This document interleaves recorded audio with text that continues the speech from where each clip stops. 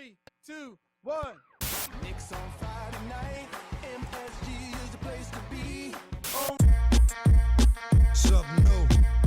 Stop! Gave her what she wanted through to Sunday.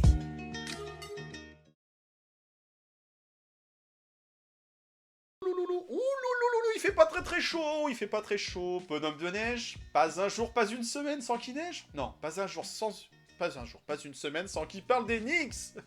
Qui ça? Bah KNF TV. Oh là, je suis complètement perdu. Vous savez, il y a de l'excitation parce qu'il y a un départ qui s'annonce bientôt. Donc c'est peut-être pour ça. Ah, je suis tout fou.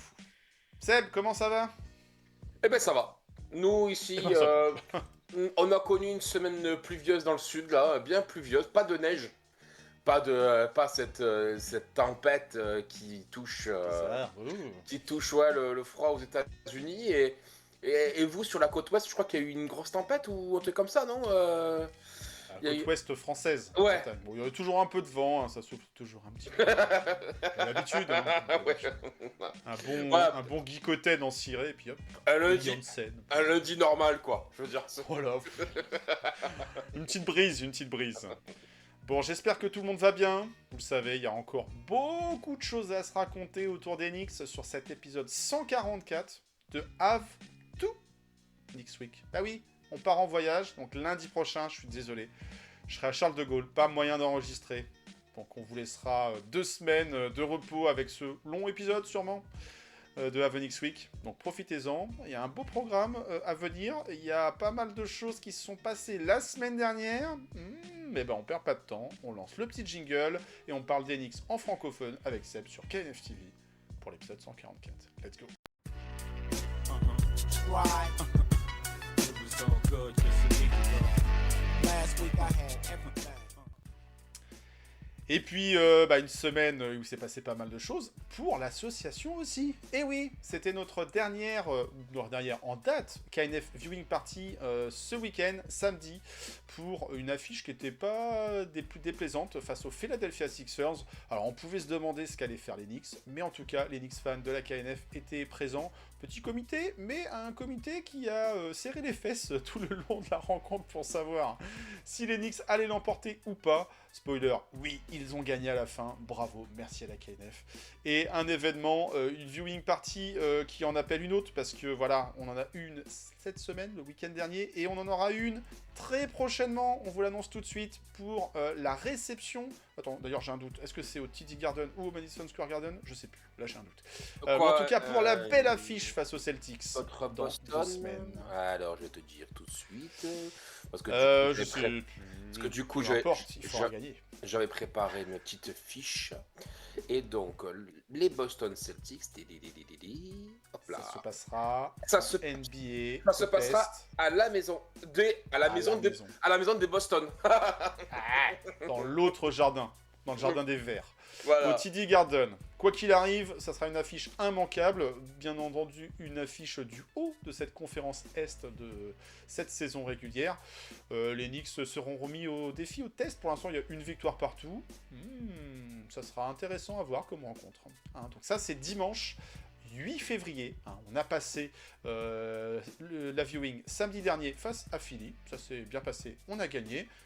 Dimanche 8 février, on attend ni plus ni moins que le même résultat, une petite victoire des Knicks, ça serait très très bien hein, pour le retour du voyage. Donc save the date, comme on dit, pas cette semaine, pas ce dimanche qui arrive, le dimanche de la semaine d'après, 8 février, à partir de 18h au Hideout. Hein. Le duel des GB, la battle des GB, c'est ce sur quoi on a opté pour le visuel de ce flyer. La petite tête qui bouge, hein, le GB. Le GB. 2 joueurs qu'on va retrouver prochainement à Los Angeles. Oui, pour un événement. Bon, les Knicks la KNF a fait la fête, les Knicks aussi étaient un petit peu de célébration de fête cette semaine. Et pourtant, on peut se demander, hein, il y avait un petit peu de crise. Je sais pas si tout le monde était très très d'humeur à faire la fête.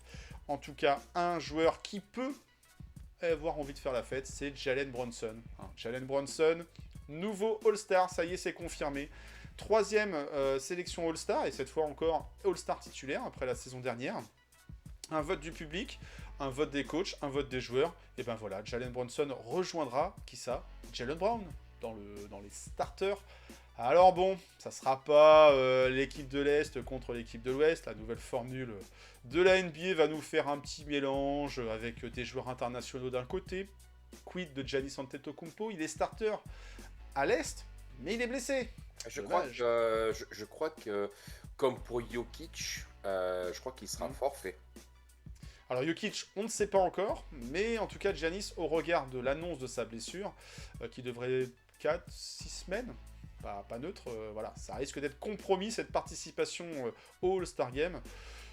Ne représentera pas l'équipe internationale qui pouvait afficher quand même de belles ambitions avec un Wembanyama de l'autre côté. Bravo à lui, Cocorico, premier français masculin à être titulaire d'un All-Star Game. Il y avait Gabi Williams qui avait été titulaire du All-Star Game en WNBA, si je dis pas de bêtises. Mais voilà, c'est chez les femmes, chez les hommes. On a beau avoir du Tony Parker, on a beau avoir du Joachim Noah, on a beau avoir qui d'autre en... Victor, l'année dernière, All-Star, mais pas titulaire. Est-ce qu'il y a eu d'autres Français sélectionnés au All-Star Game? J'ai un doute, là, sur le coup. Rudy, Rudy Oui, Gobert. Rudy. Mais non, après, c'est c'est Joachim Noah, Si, Joël. Tony Parker, Rudy Gobert, et puis Victor. Ouais, non, après... Joël Embiid, qui est un citoyen du monde, hein, franco-camerouno-américano.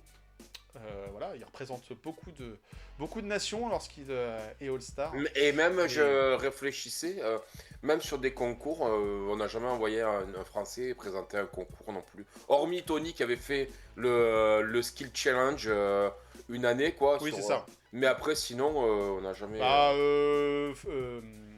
Frankie pour le Rising Star. Ouais. C'est tout. C'est tout en rookie d'ailleurs. Ouais, en rookie français des Knicks.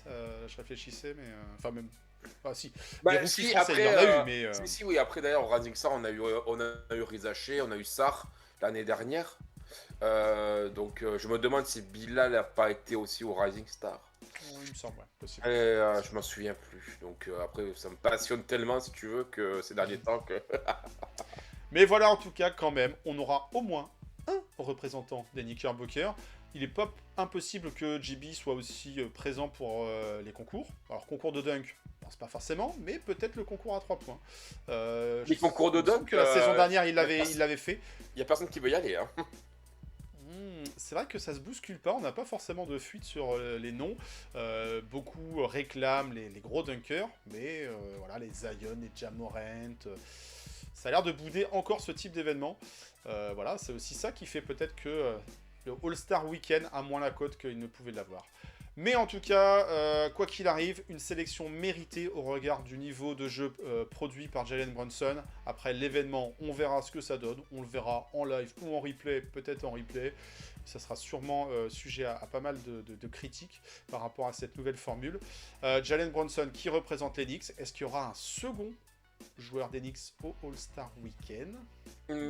S'il y a hécatombe, si Jokic et Yanis le font pas, parce qu'après au niveau des internationaux, tu vas avoir qui? Tu peux avoir du Şengün, tu peux avoir... SGA qui Ouais, est mais déjà... Doncic et SGA, ils y sont déjà. Wembanyama, il y est déjà, mais après derrière un gros nom, parce que du coup c'était Jokic et Giannis, mais s'ils y sont pas, t'auras qui? T'auras du Şengün pour moi. Il peut y avoir du Avdija. Tu peux après derrière, qu'est-ce que tu vas avoir en gros nom international? Je suis en train de réfléchir, mais Il y en a déjà. Banchero, on a dit plutôt américain que italo. Et Bah puis ouais. pas forcément non plus dans une période très très idéale pour lui en ce moment. Ouais, c'est chaud. Waouh. C'est pas évident, c'est pas évident. Alors Karl Anthony Towns, on y pensait parce que côté Knicks et son côté mais ouais, mais tu sais, à un moment donné, dominicain. tu veux des internationaux, donc il va falloir que tu ailles gratter. Donc Towns dominicain, s'il y a hécatombe, il faut qu'à un moment donné, ils trouvent combien de joueurs? Il faut qu'ils en fassent combien? 5 plus combien Je sais pas si c'est pas 8, parce que c'est des matchs de 12 minutes, hein, c'est des mini-matchs. Hein, donc, voilà, il faut un minimum de joueurs quand même pour faire... Donc, voilà. Et tu sais que il a ses chances. Il a ses chances au final, ce bon 4, malgré une saison plutôt discutable, on aura l'occasion d'en reparler.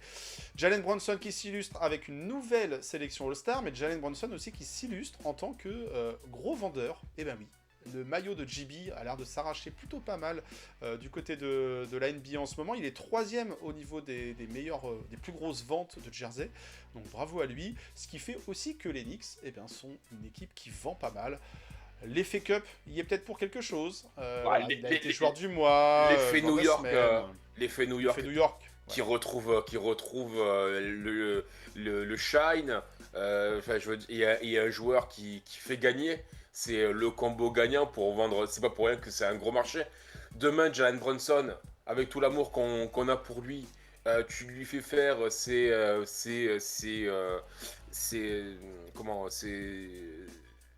achievements du côté de Utah, par exemple. Je suis pas sûr qu'il soit 3e à la vente des maillots. Hein. Donc voilà. Il y a effectivement tout le pouvoir marketing, médiatique et d'influence de cette Big Apple qu'on adore.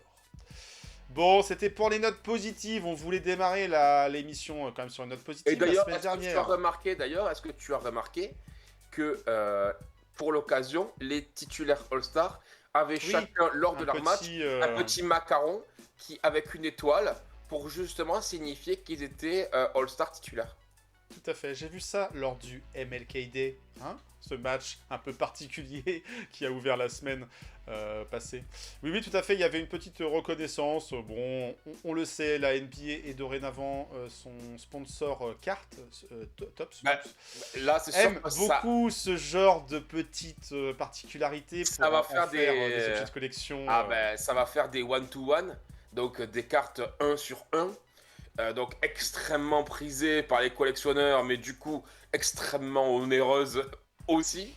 Et évidemment que cette étoile, en fait, elle va finir sur une carte. Et donc Jalen Brunson, Knicks, one-to-one, elle sera forcément signée. Elle sera forcément, ça sera forcément une auto. Donc appelez votre banquier. je pense que voilà, vous faire amputer d'un rein s'il le faut, ou hypothéquer la maison de famille sur plusieurs générations. Oui, bon, si vous n'êtes pas quelqu'un de très matérialiste, quoique s'il faut pour acheter une carte quand même. Si vous achetez une carte, non, ça colle pas. Bon, si vous avez la collectionnite aiguë et que vous adorez Jalen Brunson et que cette sélection All-Star c'est vraiment tout pour vous, ça fait beaucoup de si. Voilà, il y a peut-être un bel objet à essayer d'acquérir. Voilà. Ouais. Bon. C'était pour les notes rigolotes et positives des Knicks. Et juste... Tu veux pas qu'on parle des choses qui fâchent? Non, mais juste petite chose rigolote, et après derrière je te laisse parler des choses qui fâchent. On en a parlé vite fait comme ça en off. Les Knicks qui signent un joueur donc, qui ont coupé Tozan F. Bioman, ça on en avait parlé la semaine dernière. En fait, donc, ça a été pour signer un joueur en two-way qui s'appelle Dillon Jones. Dillon Jones qui a été drafté en 26e choix lors de la draft 2024, donc la draft de Zachary Zaché. Et les Knicks qui, à cette occasion, avaient envoyé leur choix 26 à OKC contre 5 seconds tours. Petit échange, quoi. Voilà, petit échange. Donc, on a encore quelques reliquats de ces seconds tours. Et après en fait, c'était la mise de départ de Léon Rose qui adore les secondes tours de draft pour faire ses micmacs. Et il était allé à chercher notamment un Tyler Kolek. Et ben, écoutez, donc, ce Dillon Jones, un an et demi plus tard, et ben, les Knicks le signent en two-way contract. Donc au final, un an et demi après sa draft, les Knicks retrouvent le joueur qu'ils avaient drafté. Et en plus de ça, ils avaient eu en cadeau 5 seconds choix. Comme quoi, de la NBA, des fois, c'est assez what the fuck. Ouais. Il y a des choses qu'on comprend pas trop, ces moves, mais bon, sûrement une logique quelque part comptable, salariale. C'est-à-dire qu'un an et demi après le coupé... C'est un prêt. Un an et demi après le coupé, je sais pas si on va parler un peu des rumeurs de trade. Si, on va en parler. Mais donc, si on va en parler, on parlera de Yves Missy, c'est la même chose. Le mec qui est drafté l'année dernière est déjà sur les rumeurs de trade, dans une équipe de reconstruction, des fois, il y a des choses aussi, pareil, qui m'échappent un petit peu, quoi. Ouais, sur la logique sportive, les plans de construction. Mais chaque chose en son temps, on va d'abord parler du terrain avant de parler complètement des coulisses. Effectivement, une signature de Léon. Bon, un two-way contract. Il y en a un qui part, il y en a un autre qui revient. Admettons, est-ce que ça sera un move significatif? Est-ce que le joueur va finir la saison? Est-ce qu'il aura une bague en juin? On verra. Chaque chose en son Parce temps. que déjà, il va jouer. Est-ce qu'il va déjà jouer? Ça, c'est encore une autre histoire. Après, on a un coach qui tente des choses, quand même. Alors, la semaine dernière, on démarrait la semaine par le MLKD, une date assez particulière, la journée marathon, beaucoup d'antennes nationales, et puis une petite fibre nostalgique pour nous, puisqu'il y a un an, jour pour jour, on était à New York pour suivre ce MLKD. Donc, on sortait d'une semaine à 3 défaites. On voulait plus entendre parler de défaites, on n'était pas contents, toi et moi, sur l'épisode précédent, et on voulait justement se relancer, et quoi de mieux que de recevoir les Mavs à la maison, une équipe qui joue plus grand chose, qui a plutôt un objectif de tanking, qui était incomplète, le retour de blessure de Kissa, de Jalen Brunson et Josh Hart, formidable, l'équipe au complet, l'équipe n'avait pas été au complet depuis le début de la saison, donc là on avait tout entre guillemets en main pour pouvoir espérer une belle réaction des Knicks, se relancer à la maison avec une victoire. Patatras, que dalle, rien, walou. Un blowout, mais affligeant en plus, quoi. C'est pas qu'on a mis un blowout, c'est qu'on s'est mangé un blowout. On s'est pris, à un moment donné, jusqu'à 30 points de retard dans cette rencontre. Jusqu'à 30 points ressemblait à rien. de retard, ouais. À un moment donné, c'était à 75-45.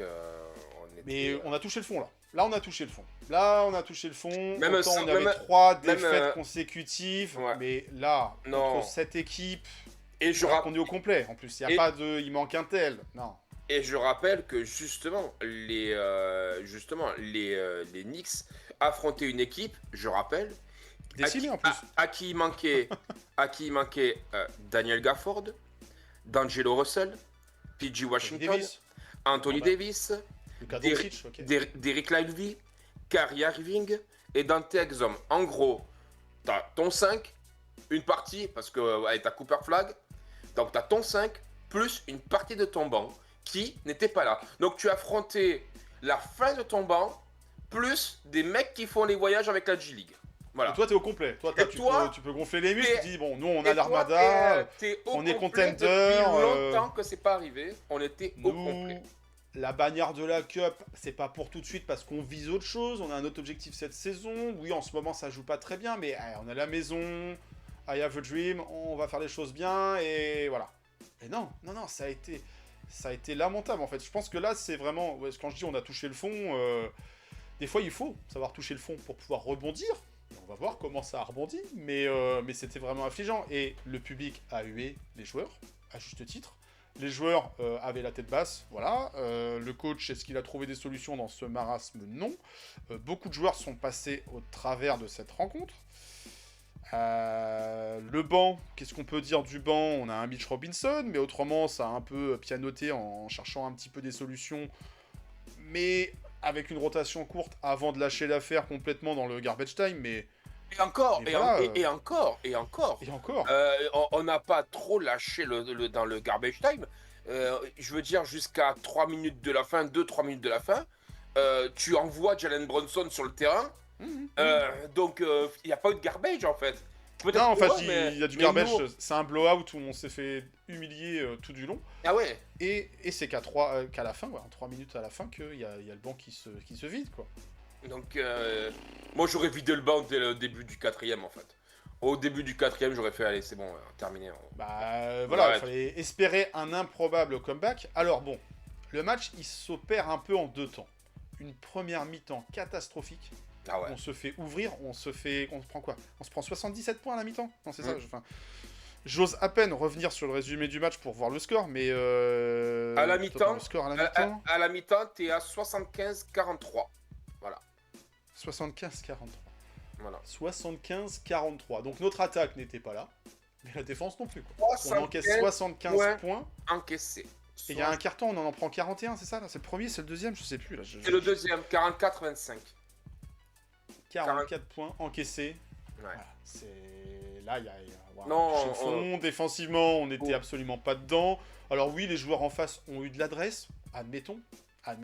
mais on n'a pas su mettre des stops défensifs, des stops en se prenant des Najee Marshall là encore alors peut-être que lui a envie de venir jouer à New York. Tu vois, le Madison Square Garden, c'est joli, c'est bien, l'équipe a l'air sympa, compétitive. Max Christie. Max Christie aussi. Oui, c'est lui. 8 sur 10 à 3 points. Et 8 sur 10 à 3 points. Alors, il n'y a rien qui va dans ce match. Hein. JB, à un moment donné, qui est un peu aphone, quoi, on voit pas de réaction qui vient non plus de sa part. C'est pas celui sur lequel on va tirer le premier, c'est certain. Josh Hart qui a peut-être voulu trop en faire sur cette rencontre, qui était, je sais pas, ils étaient en manque de rythme, eux peut-être. Admettons, voilà, on peut leur trouver des mini-circonstances atténuantes. Mais oui, Doug Christie qui arrose à 3, bon, une fois, 2 fois, 3 fois. C'est qui les défenseurs extérieurs qui sont censés prendre ces mecs-là, quoi. Enfin, il y a un moment, ok, Kat, il est lamentable en défense, il passe son temps à chouiner, tout ça. Et encore, dans cette rencontre-là, c'est pas sa pire rencontre qu'on a pu voir de la semaine, ou de la saison. Mais la défense extérieure, compliqué, quoi. On se fait ouvrir à 3 points par de nombreux shooters adverses. Michael Bridges finit avec le plus-minus le moins bon de toute l'équipe, à moins 21. Et tu vois, il fait froid à New York en ce moment. Il fait froid en ce moment, mais moins le moins 21, 21, il est fort, et le ressenti, il est malheureusement plus fort parfois, quoi. Il est points. dans le dur en ce moment des deux côtés du terrain, le concernant, quoi. Ouais, 7 points, 3 sur 10 au tir, 3 rebonds, 3 passes, une perte de balle, 2 ballons volés. En 33 minutes de temps de jeu, et En 33 minutes de temps de jeu. répète, c'était pas la plus grosse adversité, quoi. Non. C'était un match. Est-ce qu'ils l'ont pris à la légère? Il y a un moment, on peut se poser cette question. Est-ce que, d'un point de vue préparation mentale, focus sur la rencontre, et sachant qu'on sort d'une semaine de 3 défaites, je peux pas comprendre qu'ils le prennent à la légère. On aurait gagné, on aurait eu une semaine tranquille, qu'il y a un relâchement. Bon, la saison régulière, c'est un marathon, c'est long, t'es à la maison, MLK Day, c'est pas les heures habituelles. Bon, je sais pas, admettons. Un accident de parcours, ça peut arriver dans la saison. Mais là, tu sors de 3 défaites. Moi, j'ai eu peur que tu vas être en antenne nationale. Moi, j'ai eu peur que c'était un match où tu lâches le coach, tu sais. J'avais peur un peu de ça, moi. Bah, le coach ça s'est exprimé. Mike Brown s'est exprimé en rencontre. Forcément, ça en menait pas large. Même si il y avait des petits sourires, des petites embrassades avec Jason Kidd à la fin. Ouais, ça, franchement, moi, ça a de plus en plus de mal à passer, quoi. Mike Brown, il est très gentil, il est très mignon, il est très jovial, il est dans la blagounette, le body language, il est très bien. Par rapport à un Tibbs qui était enfermé, bourru. Moi, Tibbs m'a toujours fait penser au pingouin dans le Joker. Là, cette attitude un peu garçon bouché, tu vois, enfin le cliché du mec vraiment pas aimable, quoi. Tibbs, c'était ça, quoi. Il le portait sur lui d'un point de vue morphotype, c'était ça. Mike Brown, c'est allez, on rigole, ouais, je fais des trucs, je fais des petites vannes, des petites punchlines. Il en a refait une en plus sur cette conf de presse. Oui, il dit aux joueurs, le fucking job. Oh, pardon, je dois pas dire ça devant les médias. Mais Mike, arrête de faire du cinéma, parce que ça, c'est du cinéma, quoi, en fait. C'est du cinéma, quoi. Et il le fait très bien, il est très bon en termes de com. Là-dessus, pas de problème. Mais ouais, derrière les accolades. Et tu repenses aux accolades avec Draymond Green face aux Warriors, quoi, c'était 1 ou 2 matchs avant. Tu repenses aux accolades avec les joueurs des Kings. Bah, Mike Brown, il est très mignon, mais pour le coup, est-ce qu'il est suivi par les joueurs ? Là, on s'est quand même demandé. Alors, a priori, le discours à la mi-temps, c'était vous avez été affligeant, il n'y a pas besoin de regarder de la tactique ou quoi que ce soit. Et effectivement, si on peut sortir une pseudo-note positive de ce match, c'est qu'il y a eu une certaine forme de élévation du niveau défensif en seconde mi-temps. Alors, peut-être qu'aussi les Mavs, ils étaient en sur-régime en première, et ça allait peut-être pas durer. Quoique, ils ont toujours gagné largement, mais il y a eu... voilà, les 2 derniers quarts ont été moins catastrophiques. Ça n'a pas permis d'aller remporter le match, d'aller gagner la rencontre. Mais ouais, inquiétant, infligeant, une défaite infligeante, pardon. Affligeante, je perds les mots, quoi. Puis au Garden, quoi. Au Garden, donc les joueurs se sont fait huer. À la fin, JB a dit, bah oui, on a raison de se faire huer, je me serais hué moi-même. Très très compliqué, quoi. Très compliqué, on en était sur 4 défaites consécutives. Et pour une équipe qui a des ambitions, qui veut jouer longtemps, loin, bah c'est pas ce genre de prestation qui rassure. Clairement pas, quoi. En plus, avec le coach. Ce match en plus a eu la particularité. Il y a eu cette image. où et ben, en fait, tu avais tout le front office qui était là lors du match. C'est-à-dire que tu avais Leon Rose, à côté de lui, tu avais William Wesley, donc quand même les deux gros dirigeants des Knicks. À côté de eux, donc le président des opérations basket, qui n'est d'autre que Gershon Rosas, et l'adjoint GM, Alan Houston. Et les quatre étaient là pour assister à ce marasme. Et il faut aussi souligner que à la mi-temps, donc il y avait à ce match, évidemment, il y avait James Dolan et Sakour qui étaient présents. À la mi-temps, forcément, ça part en backstage, ça va boire du cocktail, puis ça revient. Sauf que là, en fait, James Dolan est parvenu. Et donc là, James Dolan est parvenu sur sa chaise, quoi. Mais Et surtout que lui, il a fait sa sortie il n'y a pas très longtemps en disant non, mais voilà pourquoi on a viré Tibbs, voilà pourquoi on a une ambition. Oui, je pense qu'on peut gagner, le groupe il est bien. non, je pense que ce match, T'as ça, tu il y a passes dû- pour un guignol en fait. Non, tu non, passes il y a- pour un guignol avec ta déclat juste avant en disant il y a mais dû avoir faut pas, il y a dû avoir des répercussions en interne. Ça, il se dit que les joueurs après ce match, c'est Josh Hart qui a dit non, mais il n'y a pas eu d'entretien, enfin il n'y a pas eu de réunion de joueurs. Ça a été comme d'hab, ça a été quelque chose, voilà, machin. Enfin, il a dit il faut pas en faire tout un drame. C'est des choses qui arrivent, il faut pas tout monter en épingle. Voilà, c'est. Mais bon, je pense que quand même 4 défaites, dont une honteuse contre les Dallas Mavericks. Je pense qu'il y a dû avoir 2-3 mails quand même envoyés pour histoire Oui. de recadrer Oui, oui, oui. Non, peu. mais il y a eu un players meeting, comme ça s'appelle souvent en NBA et comme les équipes ont tendance à le faire quand elles ont des périodes de difficulté. Qu'est-ce qui s'est dit? On sait pas trop. Jalen Brunson a Il y a- dit on aurait dû la faire bien avant. Ouais. Bon, après, il était blessé sur les matchs d'avant, donc il y a un peu ce côté leadership qu'il prend, et c'est tout à fait louable. On l'a vu aussi sur le banc, à un moment Ouais. donné, pendant Ouais, le ouais. match, appeler À les la joueurs. mi-temps. On les C'est justement sentait la mi-temps, ouais. concernés. Hein. Je veux dire, c'est pas parce qu'ils se sont pris une branlée que... Parce que c'est ni plus ni moins ça, hein, une branlée, un blowout, en français, on appelle ça... Ouais, une mais branlée. tu vois, ce qui me dérange, c'est que il fait son speech pour haranguer les mecs, mais en fait, c'est les joueurs du bout du banc qui l'écoutent. C'est-à-dire qu'en fait, autour de lui, t'as Gershon, t'as pas comme Dadier, t'as Huck Porty, t'as Ouais. je sais plus qui. Enfin, mais les autres joueurs, en fait, les Kat, les OG, les Mikal, les Hart, tout Ceux ça, qui sont responsables, les cadres du ils- match, ils étaient à part, tu vois, les mecs. Et lui était assis, il expliquait le truc, un peu comme un colonel de guerre, mais en fait, en gros, il est en train d'expliquer une tactique pour reprendre la colline, mais en fait, à aux l'intendant, réservistes. Réservistes. et au mec qui fait à bouffer, tu vois, et aux troupes d'élite qui, eux, doivent partir au front.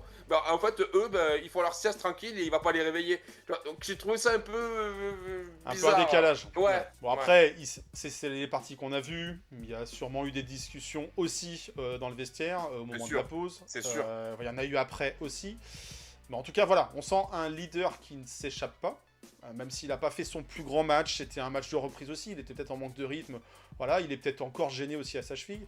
Josh Hart aussi, qui a essayé d'apporter son énergie. Sur le coup, il y a des matchs où ça passe moins, et là, c'est pas passé.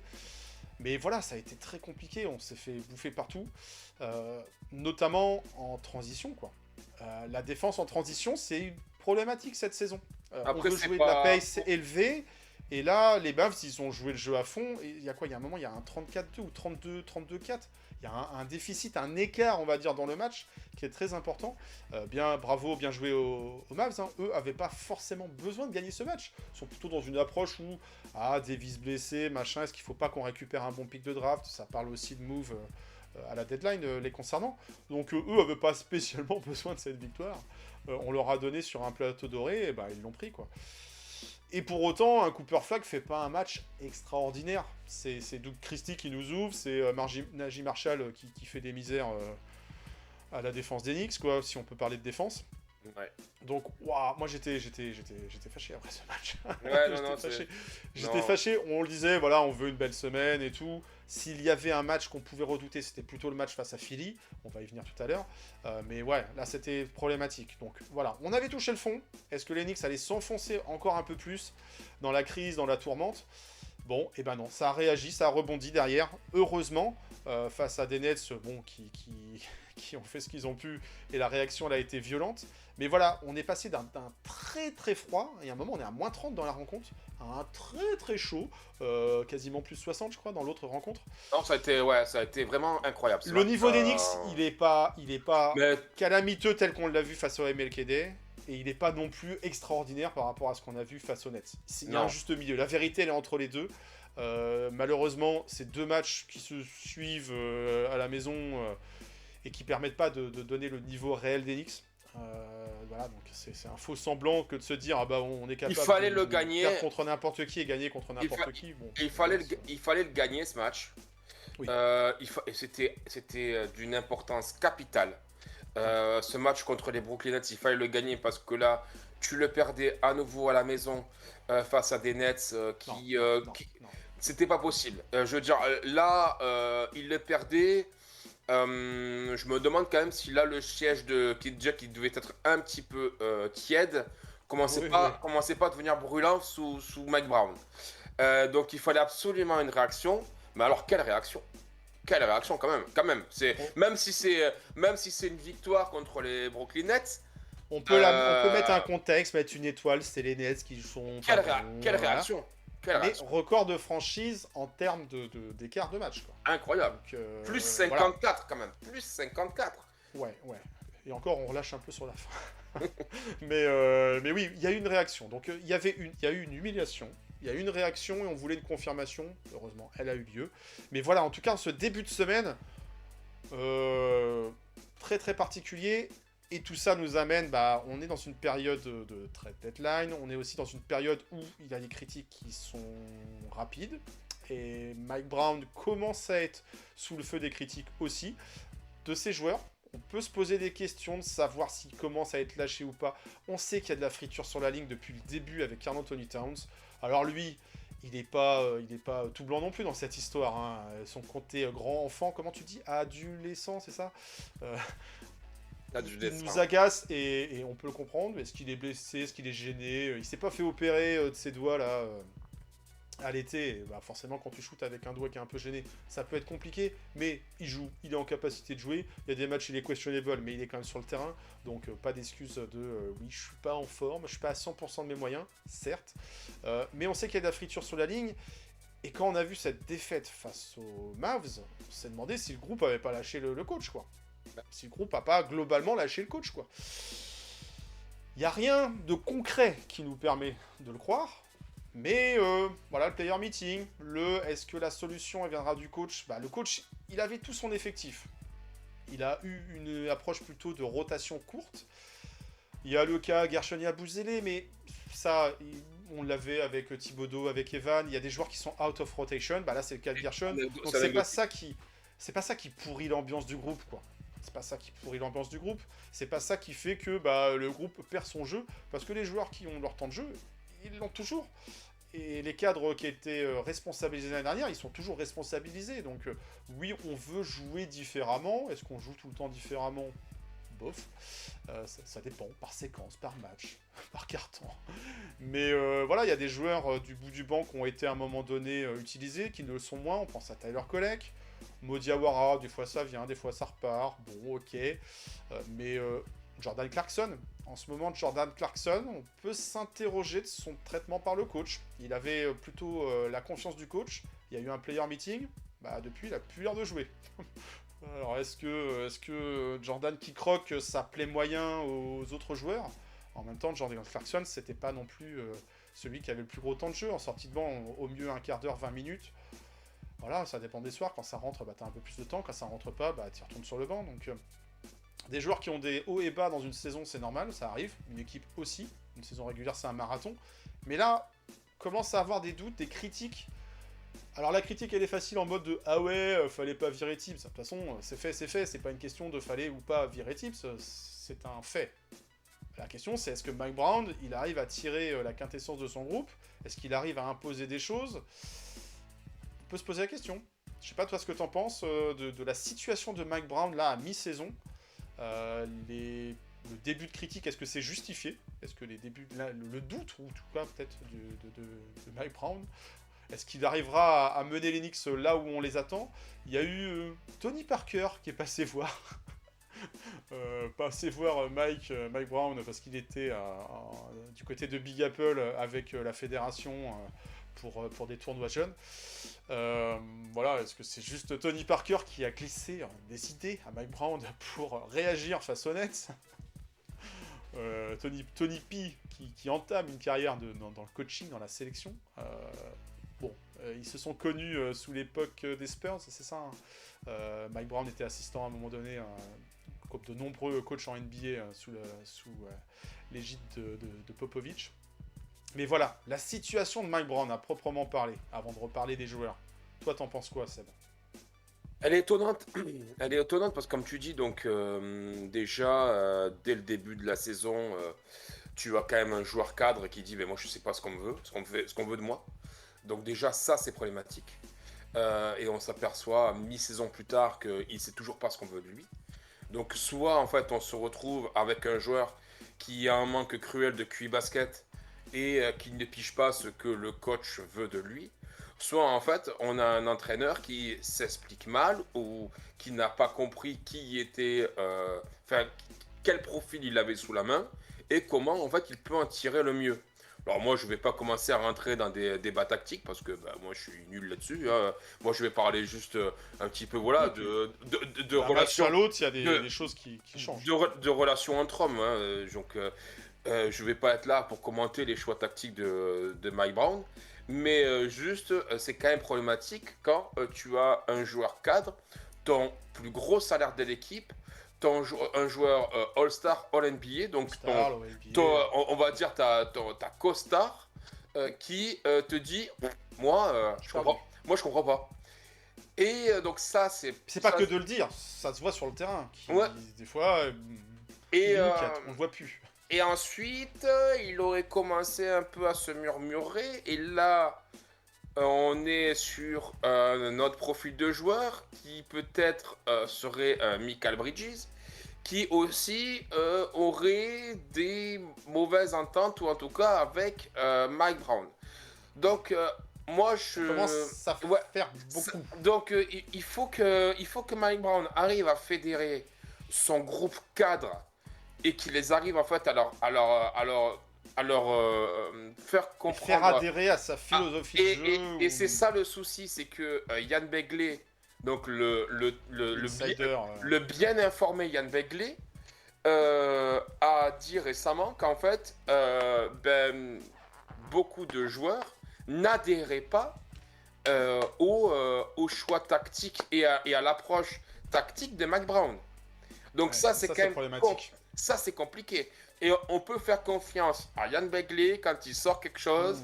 C'est que c'est pas du sûr. C'est pas du putaclic. Non. On n'est pas en train de... Puis il va pas surjouer le drama au Knicks. Non. Et puis c'est sa réputation. Il y en a tout un tas d'autres médias qui s'en chargent. C'est sa réputation aussi qui est en jeu. Média. Mais donc c'est quand même embêtant quand ton coach signé à l'été, en fait, mi-saison plus tard, tu apprends que les joueurs, et parmi eux quand même des joueurs importants, n'adhèrent pas ou en tout cas ne suivent pas à 100% les préceptes du coach. Donc Mike Brown, comme on dit, sera jugé en playoff. Attention tout de même parce qu'on reviendra sur les classements, mais il y a eu du mouvement au classement. Du coup, il fallait absolument se ressaisir. Ça a été fait contre les Nets. Et c'est à ce match, moi, où je redoutais un petit peu. Il était pour moi un peu à double tranchant. Un contre le voisin. Une équipe qui tank. Une équipe avec laquelle on partageait le même bilan sur les 10 derniers matchs, à savoir un 8-2. Et un 2-8, mais bon, on a compris. 8 défaites, 2 victoires. Et donc, du coup, quid de ce que ça allait devenir. Alors, je pense que c'était peut-être... je pense pas qu'il se serait fait lourder quand même dans la saison. Ça me semble un petit peu compliqué. Mais cependant, attention Mike, parce que, mine de rien, ces jokers-là sont passés, sont joués, tu les as plus. C'est quelque chose qui, si tu te foires un peu en play-off, tu n'arriveras pas lors de la réunion de fin d'année avec tes employeurs avec un bilan en disant non mais attendez, regardez, nous on a fait ça, ça, ça. Parce que eux ils vont te dire ouais, mais attendez, vous avez connu ça, vous avez fait ça, vos joueurs vous ont pas suivi sur ça, on vous avait fixé ça comme objectif, vous l'avez pas rempli.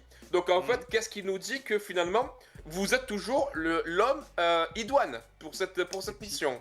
Donc, là, il n'y a pas l'excuse que pouvait avoir de temps en temps, pourquoi pas Tom Thibodeau, de mon groupe il n'est pas au complet, j'ai des blessures. Il y a Mitch qui est là, même s'il fait pas les back-to-back depuis le début de la saison, sur ce fucking match là au MLKD, il y a tout le monde. Il y a tout le monde. Là on utilise 8. Ok. Donc le côté ouais, je vais utiliser le banc machin. Il y a eu beaucoup de défaites très embarrassantes. On parle le premier match, le second match contre Philadelphie, la défaite contre Détroit. Je me souviens plus. La défaite contre Sacramento. Chicago la défaite aussi. contre. Ouais. Chicago, un peu plus tôt. Ça, arrive, on va pas gagner 82 matchs. L'objectif il est pas là, mais. C'est la manière. Et surtout, c'est que parmi cette défaite-là, tu as des raclés. Et tu as une équipe qui ne défend pas, qui fait partie des mauvais élèves de la NBA en termes de défense. Alors, donc, en fait, on défend pas. Alors, lui, il l'a dit par rapport à ses joueurs. Faites votre boulot pendant 48 minutes. Ah ouais, ok, d'accord. Donc maintenant, le concept, c'est ça. C'est on veut surtout défendre pendant 48 minutes à fond. Moi, je veux bien. Et limite, c'est un peu les Knicks qu'on aime. Mais c'est pas ce vers quoi il est arrivé en début. Il nous a fait, ouais, nous, on va shooter. Nous, on va avoir de la pace. Nous, on va courir. Bah ouais, mais quand tu fais ça, tu rends des ballons. Et puis tes joueurs, est-ce qu'ils sont capables de suivre le rythme sur 48 minutes ? Même si tu utilises un peu du collègue par moment, et ce qui est un peu de moins en moins le cas en fait, on voit aussi que quand on est dans la difficulté qu'il faut gagner des matchs, bah finalement, bon les joueurs du banc, vous allez plus jouer, mais... On a assassiné, quand je dis on, hein, je parle pas de nous, je parle de la fanbase générale des Knicks. On a assassiné Tom Thibodeau dans ses rotations, mais là on est... Il se passe, il ouvre pas assez, il y a trop de minutes... Mais comme quoi, tu vois... Mais tu veux gagner un match. mais comme quoi, tu vois, la présentation en conférence de presse, moi, comme j'aime à l'appeler, tu sais, un peu comme les mafieux, tu sais, qui ont des surnoms, moi, j'aime à l'appeler Mike le beau sourire. Voilà, c'est Mike le beau sourire. Il arrive, il sourit, il enchante, il endort le poisson. Là où t'avais, comme tu dis, un peu Tom Thibodeau à bonne gargamelle, fermé, mais focus, tu vois, il est pas content, il est jamais content, je suis pas content. Et tu vois. C'est deux styles totalement différents en termes de communication. Et en fait, si tu veux, les médias tombent dans le panneau complet, en mode Tom Thibodeau, c'est un enfoiré qui fait pas jouer son banc. Mike. Voir qu'il blesse ses joueurs. Voir qu'il blesse ses joueurs. Et de l'autre côté, Mike, mais Mike, c'est pas pareil. Il est cool, il est sympa. Il est sympa. Et tu vois, en fait, et donc, t'as un vrai délit de sale gueule. Parce que là, bizarrement, t'as aucun média vent debout qui dit, mais attendez, mais en fait, c'est une rotation à 8. Miles McBride. C'est la même équipe que l'année dernière. Alors, il y a Mitch qui est pas blessé, bon, Shamet qui revient, tout ça, mais... Et soit, en fait, t'avais du Clarkson, soit t'as du Shamet maintenant qui joue, mais en fait, t'es sur une rotation à 8. Parce que c'est pas les 3 minutes de Gershon en premier quart qui changent la donne. Ou les 30 secondes de McCullough, ou... Bon, voilà, on est d'accord, voilà. Après, sur le papier, tu regardes la box score, tu te dis, ok, il y a un tel qui a joué. Jouer, c'est significatif ou c'est pas significatif. Après, les temps de jeu sont peut-être un peu lissés... Bon, admettons. En ce moment, Mikal se fait bencher, donc ça va diminuer ses moyennes. Il pourra jouer de plus en plus de matchs, c'est cool. Bravo. Mais imagine cette situation, tu remplaces. Moi, j'aimerais bien qu'il soit plus décisif. Et tu remets Tom Thibodeau dans la même situation sur cette saison après ce genre de match, il se fait assassiner. Il se fait broyer. Et par tout le monde. Oui, regardez, c'est scandaleux. La méthode Thibodeau, elle est soufflée, et puis machin, et puis tout. Donc, on a changé de coach, admettons, c'est fait, de toute façon. Et moi, j'espère qu'il ira le plus loin possible. Moi, comme j'ai dit... Je faisais partie des partisans. Je faisais partie des partisans il faut aller changer. Pour moi, il fallait changer le coach. Donc, je vais pas revenir là-dessus. Pour moi, il fallait changer le coach. Et là-dessus, j'étais. Mais ça a été fait par la manière dont ça a été fait. Ça reste nébuleux. Est-ce que c'est téléguidé par James Dolan qui a forcé la main à Leon Rose? Mais pour moi, Leon Rose est quelqu'un qui connaît très bien le basket et très bien les choses. Je le vois pas se précipiter comme ça en lourdant le mec sans avoir un plan B. Donc, pour moi, je reste sur... Bah, sur- il y a l'interrogation de ce choix. Est-ce que c'était le choix premier Après, ou le pas? problème, c'est Et que... puis après, limite, peu importe. Peu importe que ce soit le choix numéro 3, 4, 5. Il y a un moment, c'est lui qu'on a nommé. Ouais. C'est un coach expérimenté. Bien sûr, Après, ça veut pas référencé. dire qu'il est référencé. Bon, il n'a pas réussi à gagner avec les Lakers. Ouais, ok, avec LeBron, ils vont en finale. Mais voilà, bon, les Kings, ça se termine pas super. Il est lâché par son groupe. Voilà, il y a aussi des interrogations sur Mike Brown. À voir. On verra. En tout cas, Après, cette période le fragilise plus que le consolide. Ben, ouais, moi, surtout, ce qui m'embête, c'est les infos de Begley, quoi. Moi, c'est ça, surtout, qui m'embête. C'est de se dire, mais en fait, le mec, ben, en fait, il n'est pas suivi par son groupe. En fait, il n'a jamais réussi à fédérer. Et là, pourtant, il a eu quand même tout le training Il a eu camp du temps pour. Ouais, c'est pas- et toute une moitié de saison. Et en fait, c'est Et on le mec- gagne la Cup. Et on gagne la Cup. Donc on a une certaine forme de tant qu'on gagne, tout va bien. Ouais, mais là, on savait qu'on allait à un moment donné avoir des temps difficiles. C'est là aussi où on voit la solidité du groupe, des joueurs, leur capacité de réaction, le coach, tout ça. C'est là où on voit aussi comment l'équipe, à quel point Et elle est comment forte dire- ou non. Et comme on Et dirait là, on par traverse chez moi, une belle tempête. Hein. et comme on dirait par chez moi, donc c'est pas parce que là on est sur 2 victoires consécutives contre les Nets et contre Philadelphie qu'on a sorti le cul des ronces. Voilà. C'est à la fin du bal qu'on paye les artistes. Les musiciens, je crois, un truc comme ça. Les musiciens, ouais. Mais voilà, donc bon, on a parlé du coach. Il y a vraiment une situation qui n'est pas évidente pour lui. Il est dans le centre de la critique. Ses détracteurs sont ressortis du bois assez facilement. Ceux qui aiment ouais, non, critiquer mais, et cracher sur les Knicks, ils ont du pain béni là, en ce moment pour le faire. mais c'était incroyable. Alors là, Moi, je vous l'avais dit, je le savais. tout le monde Dans ce savait. cas-là, si tu le sais, dis-nous qui va être champion NBA et puis on perd pas de Tout le temps à monde regarder savait. tout ça. Quoi. Je savais que c'était un mauvais choix. Je savais que les Knicks allaient un droit dans le mur. Et de toute façon, avec ce groupe, je savais que c'était comme ça. Il y a 3 semaines, c'était tout le monde est beau, tout le monde est magnifique, on a gagné la Cup. Là, maintenant, c'est je sais que l'équipe, elle est mal construite. Ah bon. Enfin bref, là, les mecs, là, d'un coup, les sachants, les savants sont tous là. Ils savaient tout ça, ils savaient tout à l'avance. Ils savaient que les Knicks allaient rencontrer une période difficile au mois de janvier, que si, que ça, que mi, que l'autre. Bon, bravo. Jouez au loto, les gars, j'ai envie de vous dire, parce que... Faites des visiblement- paris en ligne, les mecs. Bah. Faites des paris en ligne. Vous devrez être super riche et on vous retrouve à Dubaï. Ou alors... C'est ce qu'il y a de plus simple à faire. Mais Quand moi- tu sais, mais moi profites-en, surtout, quoi. je me dis, il y a quand même des carrières de GM qui se perdent, Ah, quoi. Parce ouais. que pour avoir autant, en fait, de compétences dans la vision globale d'un groupe, bah c'est plutôt pas mal. Nous, l'année dernière, c'est vrai que des fois, ça m'est arrivé de critiquer Tom Thibodeau, mais de là à dire, oui, je sais que si, je sais que ça, Non. non, on n'a En jamais fait, dit... la NBA, c'est comme une série. Il y a plein d'épisodes, de personnages et tout. Et il y a plein de choses, plein de dramas, plein de choses qui vont changer au cours de saison. Là, en ce moment, les Knicks sont dans la tourmente. Effectivement, ça dévisse, on perd des matchs. On ne sait pas pourquoi ça joue plus bien. Enfin, on sait pas, on peut avoir des idées. Mais qui dit qu'au printemps, ça ne sera pas la réembellie des Knicks. L'année dernière, on n'était pas forcément très très confiant sur la fin de parcours. Les playoffs, ok, on perd contre les Pacers. On aurait dû les gagner parce qu'on était favoris.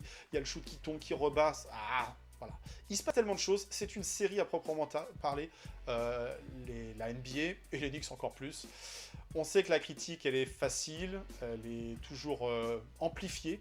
On adore les Knicks, on exulte, ouais c'est bon, on va gagner. En direction des finales, et puis inversement, non ouais, c'est bon, faut dégager tout le monde, faut trade. De toute façon, on n'aurait pas dû filer 5 pics pour un tel, on n'aurait pas dû trade, on aurait dû garder Julius.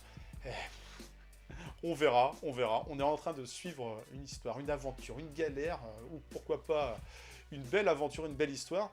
Mais en ce moment, effectivement, la période est difficile et les critiques et les haters sont sortis. Et moi, je savais, moi, je m'en doutais, mais je m'en doutais. Bah oui, ça n'a Ouais, pas marché là, ça marchera pas là. Bah, pas vraiment... Possible ou pas. Enfin, Pas vraiment des haters. qui aurait quoi, dit mais- que l'année dernière, les Cavs n'auraient pas été jusqu'en finale NBA ou en finale de conf? Qui Et aurait Indiana. dit que... Et Indiana, surtout Indiana. Indiana qui fait Ouais, une... ou que Boston, les deux leaders de la conf Est qui ont roulé sur la conf, auraient fait des sorties de route plus tôt. Personne, ou très peu. On pouvait l'espérer, le croire, le rêver, mais voilà. Peut-être que cette saison, OKC ne fera pas le doublé, ne fera pas le back-to-back en même temps. Depuis quand on change de champion tous les ans? Voilà, il peut se passer encore énormément de choses. Effectivement, la saison, c'est un marathon. En ce moment, on est dans la période boueuse des Knicks. Et si le coach est au centre des critiques, il n'y a pas que lui, il y a aussi les joueurs. Et au rayon d'un joueur qui attire pas mal de suspicions, alors des fois des fantasmes de trade, on a envie qu'il parte certains, d'autres en peuvent plus de le voir jouer, ou c'est mimique, c'est Karl Anthony Towns. Karl Anthony Towns, il est dans le viseur des critiques, Ouais, à juste ouais. titre, hein. Ouais. En ce moment il est clairement pas à son niveau All-Star tel qu'il pouvait être un peu indiscutablement la saison dernière. La photo joueur, la photo coach, la photo 2, on sait pas. Mais en tout cas, en ce moment, c'est très compliqué pour lui et tout le monde l'envoie un peu à droite à gauche. Alors, par moment, il y a des pseudo-rumeurs de trade. Par moment, il y a des... Non, mais de toute façon, les Knicks n'ont aucune intention de le trade d'ici la deadline. Difficile d'y voir un peu clair dans tout ça. Certains l'envoient à Charlotte, certains l'envoient au Magic, certains l'envoient à Milwaukee. Pourquoi? Il y a un grec, hein. Bon, il y a un grec qui vient de se blesser. Bon, c'est pas forcément toujours très très crédible tout ça. Il y a beaucoup de fans qui peuvent plus. Karl Anthony Towns, il a un body language particulier, atypique. Il en fait des caisses, il se prend des fautes offensives, et c'est difficile de les accepter, mais il prend aussi des vents en défense. Bon, c'est très compliqué la saison que vit Karl Anthony Towns. Une question toute bête que je vais te poser, Seb. À la deadline, Karl Anthony Towns, c'est toujours un X ou pas? Ouais. Je te dis pas contre où il part, mais pour toi, il reste, il est toujours là, on finit la saison avec? En fait, j'ai envie de te dire, tout est lié à Giannis Antetokounmpo. C'est pour ça que là, t'as le marché qui est hyper à l'arrêt. Il n'y a aucun move qui sont faits parce que je pense que toutes les équipes attendent de voir et ça va s'exciter. Et je pense que ça va vraiment s'exciter dans les dernières heures quand vraiment ils se diront ok, bon là c'est mort, Giannis ne bougera jamais donc on verra à l'été. Ou là ça va faire, tu sais, un feu artifice, ça va bim bam, lui bam bam bam bim bam. Mais je pense que si Towns doit bouger, c'est uniquement pour Giannis. S'il doit y avoir Giannis qui doit être fait, évidemment, hein. Parce que maintenant on a des rumeurs aussi qui envoient Mikal à Portland, comme quoi Portland aime beaucoup Mikal et que donc ça faciliterait le trade pour faire venir Giannis aux Knicks. Mikal, il leur avait mis un buzzer beater la saison dernière, donc c'est peut-être ça qui a marqué les esprits du côté des Mais Blazers. pour moi, pour moi, Karl Anthony Towns est un Knicks à la fin de la saison. Mais je pense que tant qu'on aura Karl Anthony Towns, je suis pas certain qu'on puisse espérer quoi que ce soit. On l'a vu encore avant-hier contre un pivot expérimenté type MVP se fait détruire. Et le truc, c'est que je pense pas que avec Towns en pivot titulaire d'une équipe, tu peux nourrir une quelconque ambition pour gagner. Ça, c'est mon avis sur le mec. Je pense qu'il est fort avec les faibles et faible avec les forts. Et dès qu'en fait on a un pivot qui lui rentre dedans ou un système qui en fait il n'arrive pas à trouver les solutions et tout de suite ça chiale, tout de suite ça pleure, tout de suite ça réclame des trucs. Et le problème c'est que lorsqu'il est bien pris en attaque, il n'arrivera pas quand même à compenser par sa défense. C'est plutôt l'inverse. Peut-être sa défense faiblarde qui était compensée par une attaque. Ouais. Mais là, quand l'attaque va plus, oui. Et du coup, Et ça fait. ce joueur qui chiale, on en a d'autres dans la ligue, mais ça commence à agacer. Son coach, bon, ça, voilà, on a compris que ça passait pas entre les deux, mais aussi ses coéquipiers. On a vu Josh Hart qui était, allez, vas-y, relève-toi maintenant. Donc pour moi, il est là. Pour moi, il bouge pas. Hormis gros trade, comme je te dis, pour moi, pour Giannis Antetokounmpo, s'il venait qu'à partir, et encore, je me dis, par quel montage? Parce qu'il faut bien voir, comme j'avais fait un tweet là-dessus, sur un peu l'état de nos finances, de nos réserves de pics. Actuellement, les Knicks, le problème, c'est que donc tu as un pic une année sur deux. Et en fait, tes pics, tu peux pas les échanger, puisque selon la règle... C'est du swap au mieux, quoi. C'est ça, selon la règle, en fait, Stepien, t'es obligé de drafter une année sur deux. Donc, actuellement, le seul pic que tu peux mettre dans la balance, c'est celui de Washington qu'on a, qui est protégé 1-8, mais qui a pour l'instant encore aujourd'hui est un pic de premier tour, mais qui risque de se transformer en second tour. Mais après, sinon, 2026, donc on a le nôtre, et on a celui des Wizards. 2027, il est à Brooklyn. 2028, c'est un swap avec les Nets. 2029, il est à Brooklyn. 2030, il est chez nous. 31 Brooklyn et 32 chez nous. Voilà. Donc, on n'a rien à envoyer. Donc, il va falloir, il faudrait. C'est pas via il faudrait du arriver. draft qu'on pourra attirer. Non, et il faudra arriver à créer du pic. Et tu te dis, mais pourquoi si demain Giannis Antetokounmpo bouge des Bucks, donc eux là, c'est plus le bouton rouge, c'est l'énorme bouton, je sais pas comment on peut appeler ça. Ils vont vouloir quoi? Comme toute équipe qui veut se relancer. Ils vont vouloir des joueurs jeunes et des pics de draft. Ouais. Du talentueux, du pic de draft, voire sinon du joueur avec du contrat expirant pour créer de la flexibilité. Et là, Karl Anthony Towns, il rentre pas vraiment dans ces critères-là. Les Knicks n'ont aucun tour de draft à envoyer. C'est plus pour matcher les salaires en se disant, bon, on échange un joueur intérieur contre un joueur intérieur. Les Knicks n'ont aucun joueur à envoyer. On peut pas dire non plus qu'on a du jeune talentueux, on n'a pas du jeune talentueux. Tu vois, c'est pas comme une époque où on avait du Grams, du Quickly, du Barrett, tu vois, enfin du Hobby, tu vois. T'avais du jeune talentueux. On arrive avec des joueurs qui ont de l'expérience, qui sont un peu vétérans. Et avec des salaires. Donc, pour moi, ce trade de Giannis au Knicks, ça fait parler, mais je ne vois pas par quel montage, en fait, on arrive à le faire. Donc là, sa blessure, est-ce que c'est une blessure diplomatique ou pas? Il commence aussi à s'agacer de sa situation. Même s'il a dit avant, moi jamais de la vie je demanderai mon trade. Ouais, mais alors il y a eu des déclats dans la presse où il a allumé ses joueurs, il a allumé le front office, le coaching staff. Où moi je demande pas mon trade. Par contre, je vous insulte tous vos maires quoi. Vous voulez me trader? Alors. Il attend qu'on le foute dehors. En fait, je crois qu'il attend qu'on le foute dehors. Pour en fait, il va dans le bureau du président, il chie dessus quoi. Il fait, faute grave, comment ça? T'as plus d'humour. Mais non, mais je pense que voilà. Je pense qu'il regrette sa déclaration à base de jamais de la vie je demanderai mon trade. Non, parce que toujours un Bucks. Après, tu sais, les mecs, ils ont aussi une image, donc et je suis d'accord. Il y a la matière du storytelling, mais alors. Je suis d'accord avec ce qui avait été dit. Des fois, Giannis, ses déclats, ils sont un peu.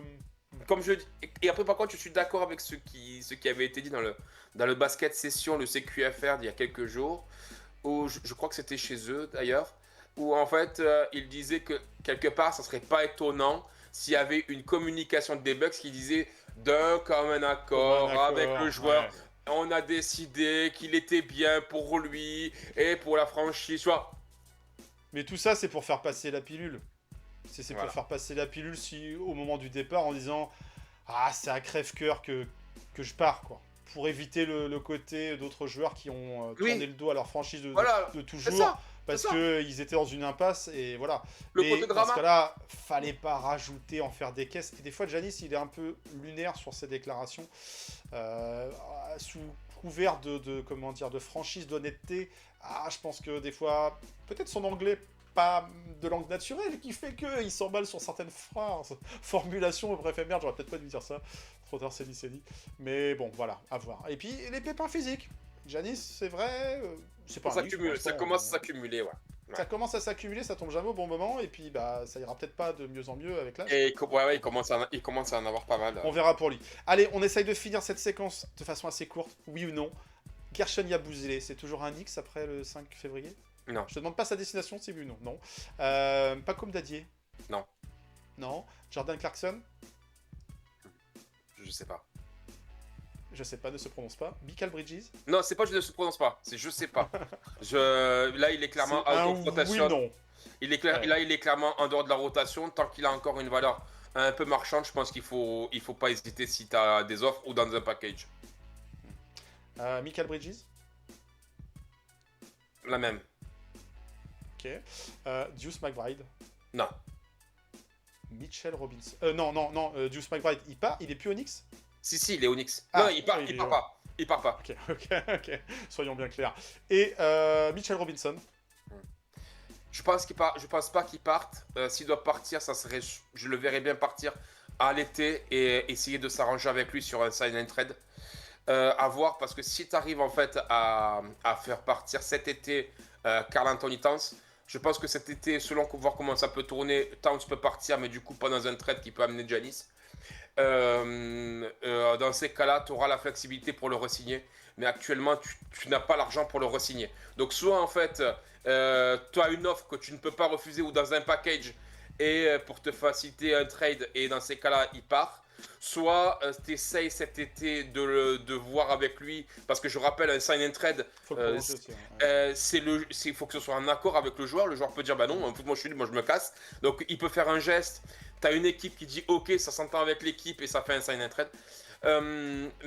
Sinon, je suis un peu pessimiste sur l'avenir. À la base, c'était oui ou non, il reste. La réponse est étoffée. Bon, je te la fais en cours, moi. Gershon, pour moi, ça va partir. Pacom aussi. Clarkson, je pense aussi que Clarkson part. Deuce, ça reste. Mikal aussi. Mitch aussi. Et Kat aussi. Ouais. Après, qui arrive, ça, j'en sais rien. Mais je pense que effectivement, les joueurs qui ont une faible valeur sportive dans l'utilisation qu'en fait Mike Brown aujourd'hui risquent d'être sur le départ. C'est Et pas Jordan les Clarkson, malheureusement, la tendance n'est pas bonne pour lui. Il pourrait faire les frais de cette Mais mauvaise passe. du coup, quel désaveu pour l'été. On s'emballait un petit peu sur « Ah, c'est cool, le banc a été renforcé ». Alors après, c'est des prévisions. Si je devais faire un pronostic, je me gourre peut-être mais sur regarde, cette vision de la trade deadline. Je le partage avec toi, et c'est vraiment les rumeurs qui sont les plus chaudes. Donc à un moment donné, comme on dit, il n'y a pas vraiment non plus de fumée sans feu. Donc, Non, puis on voit qu'en termes de banc, Shamet, il fait le taf. Il est revenu, Ouais. il s'était froissé l'épaule, mais il revient et il est plutôt très bon. McBride, c'est parfait. Mitch, il fait le boulot dans ce qu'on lui demande.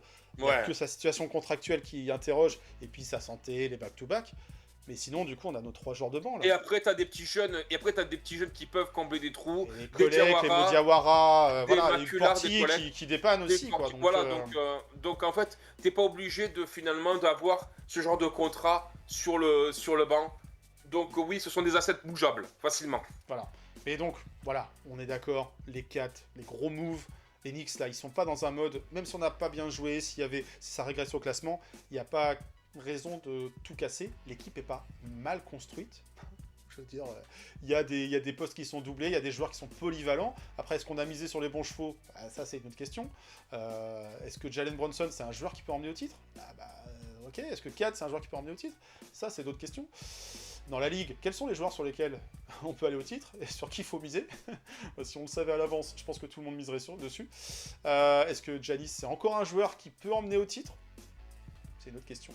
Mais voilà, en tout cas, on pressent plus à une semaine et demie de cette trade deadline. Ça va arriver vite. Mouvement arriver très vite. d'ajustement, et ça va arriver très vite, et on y sera. Affaire à suivre. Allez, on regarde vous vivez la deadline à New York. Ouais. Oh. On ira chercher qui de droit, à JFK. Ça peut être Ou sympa la à suivre. Guardia.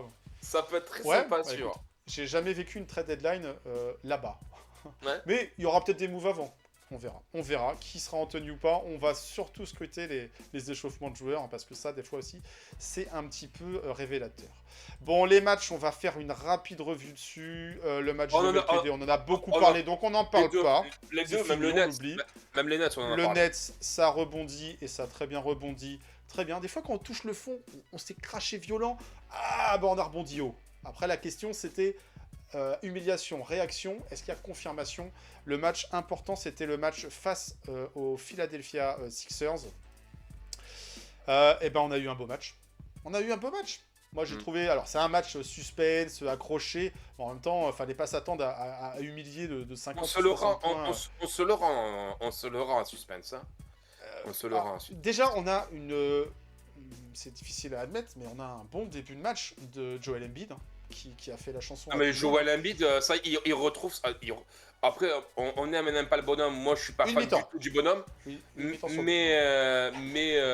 Putain, il retrouve un niveau, il retrouve des jambes, il retrouve... C'est un pivot dominant quand il est en santé, quoi, en fait. Ah ouais.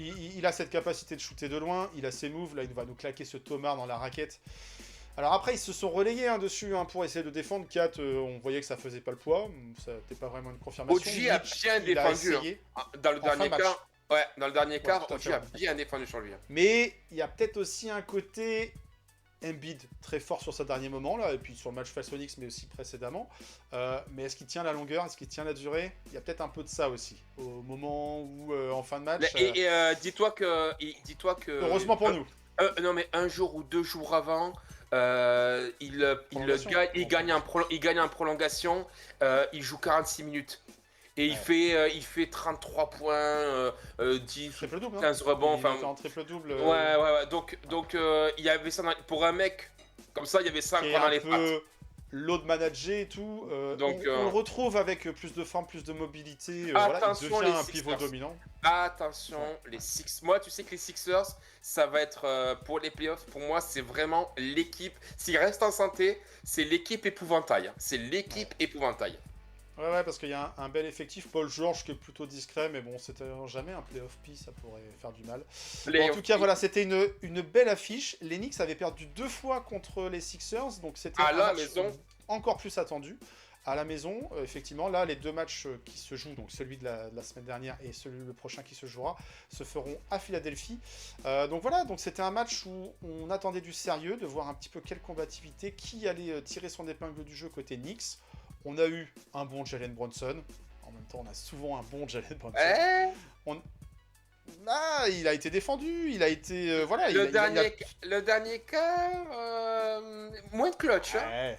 Les pourcentages, on peut peut-être en discuter un peu, mais quand même, 31 points Non, mais à 6 sur 12 à 3 points, il a fait le boulot pour bien nous sûr. faire gagner. Mais ce que je dis juste, c'est le dernier quart, mauvaise décision, perte de balle. Là où on le sentait clutch avant, On là... a joué avec le feu, les arbitres ne nous ont pas spécialement aidés par certains coups de sifflet. On a dit, quand même. Et voilà, oui, ça aurait pu très mal finir cette histoire. Mais en tout cas, au regard de sa ligne de stats finale et du temps de jeu passé et de son leadership et tout, 31 points en 31 minutes, 6 sur 12 à 3, 6 passes, 5 rebonds, ou 5 rebonds, 6 passes. Non, c'est ça, 6 passes, 5 rebonds. Voilà, JB, on a pu compter sur lui. On a aussi pu compter sur OG Anunoby. OG qui était dans un bon soir. Hein, dans un soir où il a attaqué le cercle, il a mis ses pommars qui font plaisir. 7 rebonds également pour lui. Plus une défense très très honorable en fin de rencontre sur un Joel Embiid lorsque Mike Brown tente du small ball. Hein, ben voilà. Moi j'ai entendu dire dans la semaine et ça m'a... Je suis pas un plus grand fan de Mike Brown, mais le côté il tente rien, bah non, je suis pas d'accord. Enfin, cette saison, il peut tenter, ça marche pas. Il peut tenter, mais pas suffisamment. Mais dire qu'il tente rien, non. Là, il tente du small ball, il nous a tenté des Modiawara dans le 5 par moment, il nous a tenté du McCullers par moment. Alors, Non, c'était peut-être parce qu'il y avait des blessures. Il a ouais, tenté mais, du Kolek. Il tente du du Chamet.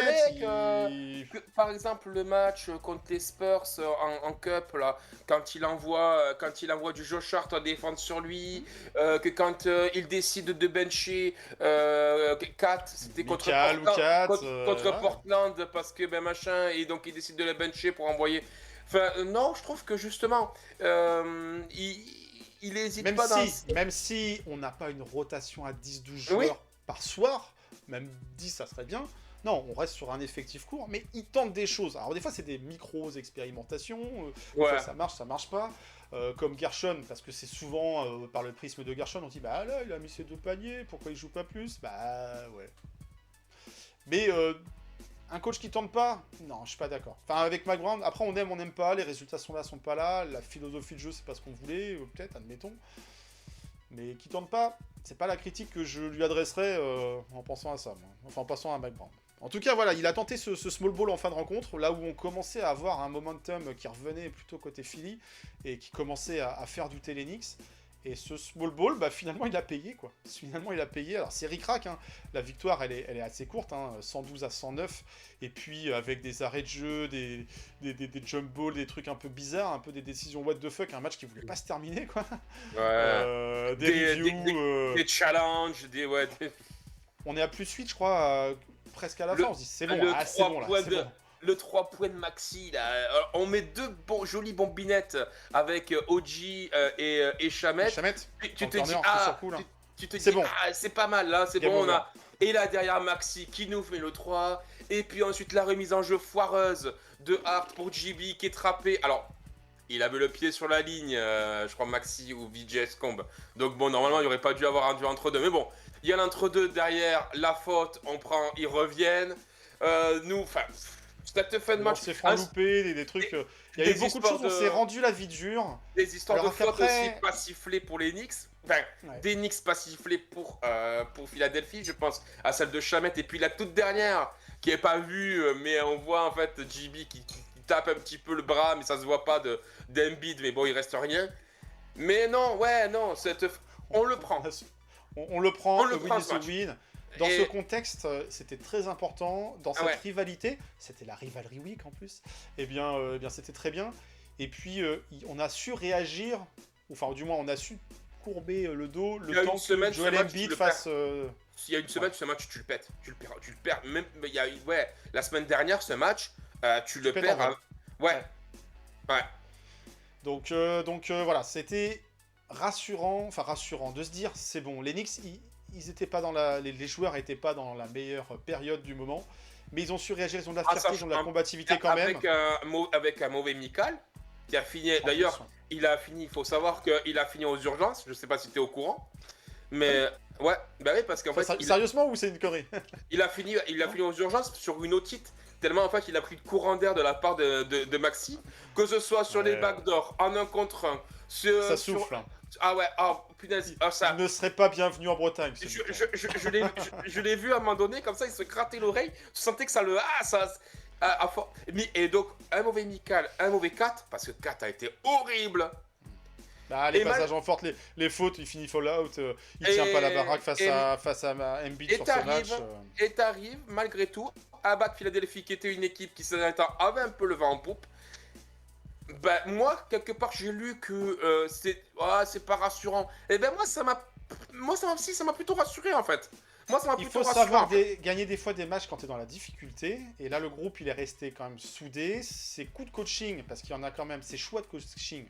Clarkson qui joue pas, Mikal qui est benché, et Kat qui est fall-out. Donc forcément, tu termines sur le banc parce que tu peux plus jouer. Ouais, il a fallu trouver des solutions. On a un très bon Mitchell Robinson aussi sur cette rencontre. On n'en a pas peut-être suffisamment parlé. Shamet, il revient très bien. Et Shamet, là, c'est 2 matchs coup sur coup, superbe. Sa défense est franchement correcte. Il a joué pour les Nets, il a joué pour les Sixers, peut-être qu'il, je sais pas. Mais Il nous fait du bien, franchement. Et je le trouve vraiment. Et puis c'est important parce que Alors que sur cette rencontre, Deuce, c'est pas son meilleur soir, clairement. 1 sur 8 à 3, 3 sur 11 au shoot, et voilà. C'était un petit Deuce pour le coup. Mais oui. On a des joueurs qui ont su rester solidaires quand même dans l'adversité. Et Philadelphie, c'était pas évident parce qu'on a un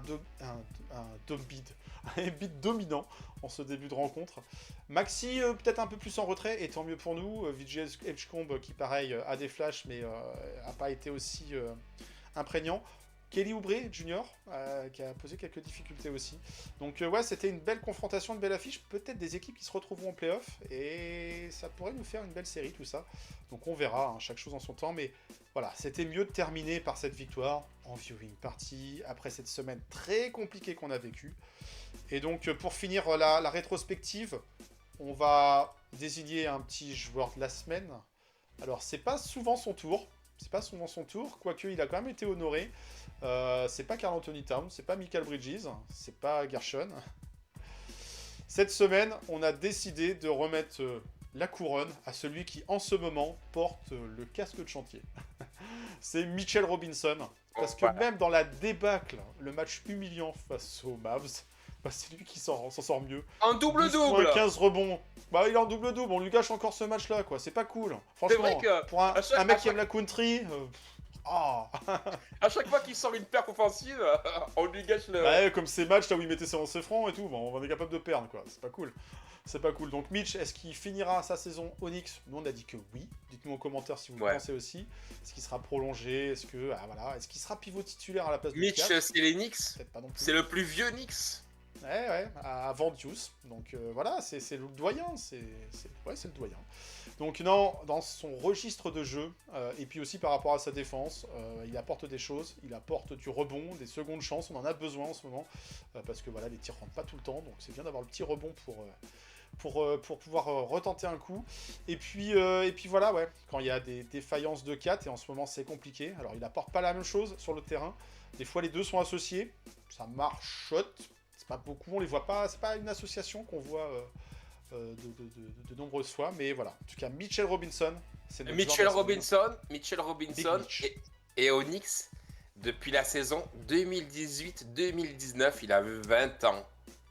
Coach il avait- Fisdale, à l'époque. Il avait Oh. 20 ans. T'imagines? Ouais. Qu'est-ce que tu faisais toi à 20 ans? Bah moi j'étais Onyx. Ouais. Attends, juste, est-ce que tu te rappelles le roster des Knicks en 2018-2019? Tu veux vraiment qu'on parle de ça? Il y avait Eh, Alonso Trier, Et déjà, Kevin Knox, bilan 17-65, déjà. Damian Dotson, D-Dot, Ouais. Moudier, Frankie, Ouais. et Zonja, c'était cette saison-là? Il Mario était Zonja. là, Mario Ezonja était là, Kevin Noah Knox, Vonleh, Noah Vonleh était là, ouais. Alonso Trier, Oui, Alonso, Isoso. Lance Qui Lance d'autre? Thomas, le capitaine, Oh, Lance Thomas, effectivement. Et ouais, Luc c'est une sacrée Luc- équipe. Luc Cornet. Champion NBA, Luc Cornet. Eh oui, bien sûr. Et Ness Freedom. Ah, Voilà. Ouais, effectivement. Ouais, c'était une sacrée équipe. Bah écoutez, on aura peut-être ouais. des images d'eux prochainement. Non mais Guettez, tu la vois, mine chaîne, de rien, il y a des petits contenus flashback vintage qui reviennent. Et en Mine de travaillant rien. dessus, j'ai revu cette équipe. c'est mine de rien, c'est bah, tu vois depuis 2018-2019. Donc c'est quand même un joueur qui a connu beaucoup de choses avec les Knicks, le très bas comme les belles dernières années. Le C'est plafond, quelqu'un- on l'a atteint. Mitch, ça progressera plus. Éventuellement un peu mieux au lancer, mais bon, ça, il va falloir en shooter plus pour Mais pouvoir juger. il a progressé au rebond. Il a vraiment progressé au rebond. Dans sa C'est gestion des fautes aussi. c'est quand même un mec qui sur les premières années était à 6-7 rebonds et là maintenant quand même il flirte pardon avec les 10, tu vois. Donc oui, les blessures sont toujours là évidemment. Ah, voilà. Déjà là maintenant il a joué plus de matchs. Il a joué quand même plus de matchs que la saison 2024-25 et 2023-24 déjà. Je voudrais pas lui porter l'œil, hein, je touche du bois. Ah non, c'est ça. On lui souhaite surtout que la santé tienne, parce qu'on voit qu'il peut être utile et en régulière, mais en Mais en playoff. offensivement, il pèse. Il pèse pas peut-être par les points, il pèse par sa présence, son rebond, et c'est hyper important. Rebond c'est un- offensif, ouais. C'est un homme long, C'est le des meilleur longs rebondeur segments. offensif de la ligue. Hein. Enfin, Et il faudrait qu'on quatre- vérifie. 4,9 rebonds offensifs pris. Oui, c'est le Il leader. se place dans cette catégorie-là, en tout cas. Ouais, c'est le leader. C'est le leader. Il l'avait été déjà en 2022-23. Il avait avec 4,5 rebonds On offensifs. verra ce que les Knicks décident de faire de Mitchell Robinson. Peut-être que d'ici notre prochaine vidéo, il ne sera plus un Knickerbocker. Et c'est en ça où, quoi qu'il arrive, on n'aura pas oublié de l'honorer et de le remercier. Et cette semaine, et au regard de sa semaine plutôt solide dans son registre, eh bien pour nous, c'est le Knick of the Week. Voilà. Et on ne perd pas de temps. Maintenant qu'on a parlé du passé, on parle de présent et de l'avenir. On regarde ce qui se présente pour nous sur ces 2 semaines pour les New York Knicks. Allez, let's go. I get it in Sunday, Monday, Tuesday, Wednesday, Thursday, Friday, Saturday. That's Sunday, Monday. Et oui, Seb travaille son anglais avec Duolingo et avec Avenix Week. C'est cool. let's go. Ok. Faire un peu du franglais des fois. Excusez-moi. Ouais. Excusez-moi. C'est plus du franglais, mais bien franglais, hein. Ah, oh, fauchure. Ah merde, attends, elles sont où mes images? J'ai pas, ouais. Je vais voir si en me déplaçant à Washington, j'ai besoin de Ray-Ban ou d'un masque de ski. En tout cas, va falloir se couvrir les yeux aussi. Couvrons-nous les yeux ou pas. Regardons le classement de cette conférence Est. Mais ils sont où, les Knicks, là? Ils sont où? Ça a glissé, là? Ça a glissé, chef. Ah ouais, j'ai chuté, chef. Bah Ouais, t'as oui, raison. bah Oh oui. là là. Toujours là là. numéro 1, les Detroit Pistons. Et ouais, 11. À un moment, on n'était pas très loin d'eux. Bah, c'était avant. Hein. Maintenant, ils nous ont Ouais. mis un petit coup d'accélérateur. Ou alors, on a tiré comme des cons sur le frein à main. Et on s'est arrêté sur la route. Boston s'est repassé devant aussi. Mais il y a aussi maintenant les Toronto Raptors. Alors bon, ça va se jouer. Ça va peut-être se rééquilibrer au regard des matchs à Quatre. rattraper. 4 victoires consécutives, dont cette nuit, ils ont tapé Oklahoma City Thunder. Qui ne fera Attention. qui maintenant est à 10 défaites et peut dire au revoir, évidemment, Au au record. des Warriors. Exactement. Tant mieux pour eux, peut-être, ça va leur enlever une distraction. Mais peut-être qu'aussi la saison, elle sera moins. Et avec un complexe Quickley pour, qui, sur les derniers matchs, là, est en feu, mon petit bébou. Oh, il Ça m'a fait noué. plaisir. Ah, Ça ouais. fait plaisir, Il mais est sur les rumeurs de trade, lui. Il est sur les tablettes, sur les rumeurs de trade avec Cardi Barrett, d'ailleurs. voilà, on verra ce qui va se passer d'ici là. Est-ce qu'ils seront toujours au Canada affaire à suivre. Mais voilà les Knicks qui sont 4e et qui revoient derrière eux les Cavs. Les Cavs qui étaient plutôt en galère en début de saison, qui reprennent un petit peu du poil de la bête. Est-ce que si Mike Brown termine 4e de la saison régulière, ça sera une saison régulière réussie pour les Knicks? On aspire quand même à mieux, hein. Il va falloir remonter. Alors l'avantage du terrain, c'est bien. Là, ça nous ferait un premier tour face aux Cavs. Eh ouais, on les connaît bien. Pas, mais quand même, on aspire à autre chose. On aspire à autre chose. Philadelphie, du coup, est 6e. On a Ouais. bien fait de gagner contre eux. Ça aurait évité de les voir aussi un peu plus se rapprocher de nous. Ouais, ça aurait été. Et puis, après, dans le play-in, on a un petit duo d'équipes de Floride, le Miami Heat et le Magic. Magic compliqué cette saison. Hein. Ils sont sur 3 Voyons défaites. les équipes qui étaient attendues haut, ça confirme pas les attentes, en tout cas des pronostiqueurs. Chicago, Atlanta, Et Milwaukee. Chicago est à Enfin, vous avez le 23-22, paysage, hein. Est à 23-22 avec 4 victoires consécutives des Bulls, dont la dernière en date qui s'est faite sur un buzzer beater pour honorer le retrait de maillot de D-Rose. D'ailleurs, c'est une cérémonie très touchante parce que Ouais. tu sentais qu'il y avait quand même une sacrée équipe qui était justement fédérée derrière Tom Thibodeau quand tu vois justement comment leur leader parle de Thibodeau et comment lui il parle du groupe.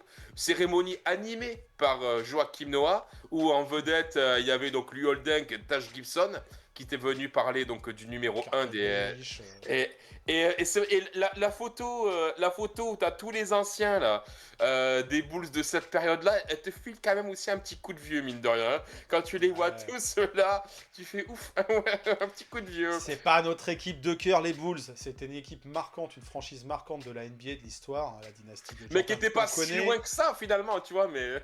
Ouais, qui était en train d'un petit peu monter et pourquoi pas chatouiller les espoirs de titre à gogo, not one, not two, not three, hein, vous vous rappelez. Detrás amigos. Et oui, on parle aussi en espagnol sur, Et les sur Duolingo et sur confrontations... FTV. Les confrontations Joachim Noah, LeBron James en playoff, c'était Ouais. toujours des pépites, ça s'invectivait pas mal. Ah, et puis des joueurs qui sont passés par New York après, et puis l'histoire avec Tom Thibodeau. Effectivement, il y a beau succès pour eux sur cette soirée. C'est jamais évident dans des soirées un petit peu où on honore quelque chose, des soirées particulières, d'arriver à gagner. Ils ont gagné, tant mieux. Tant mieux, et puis ça fait un petit peu le... Parce que c'était contre les Celtics, hein, c'est ça, hein. Ça peut nous aider à, pourquoi pas, remonter, si on regagne quelques matchs, vers ces Celtics. Donc merci, pour le coup, D-Rose et les bandes des taureaux, là. Hein. Bon, et puis voilà, après le reste de la conférence, vous le voyez, La les plonge, hein. Wizards, on va se rendre chez Ça- eux.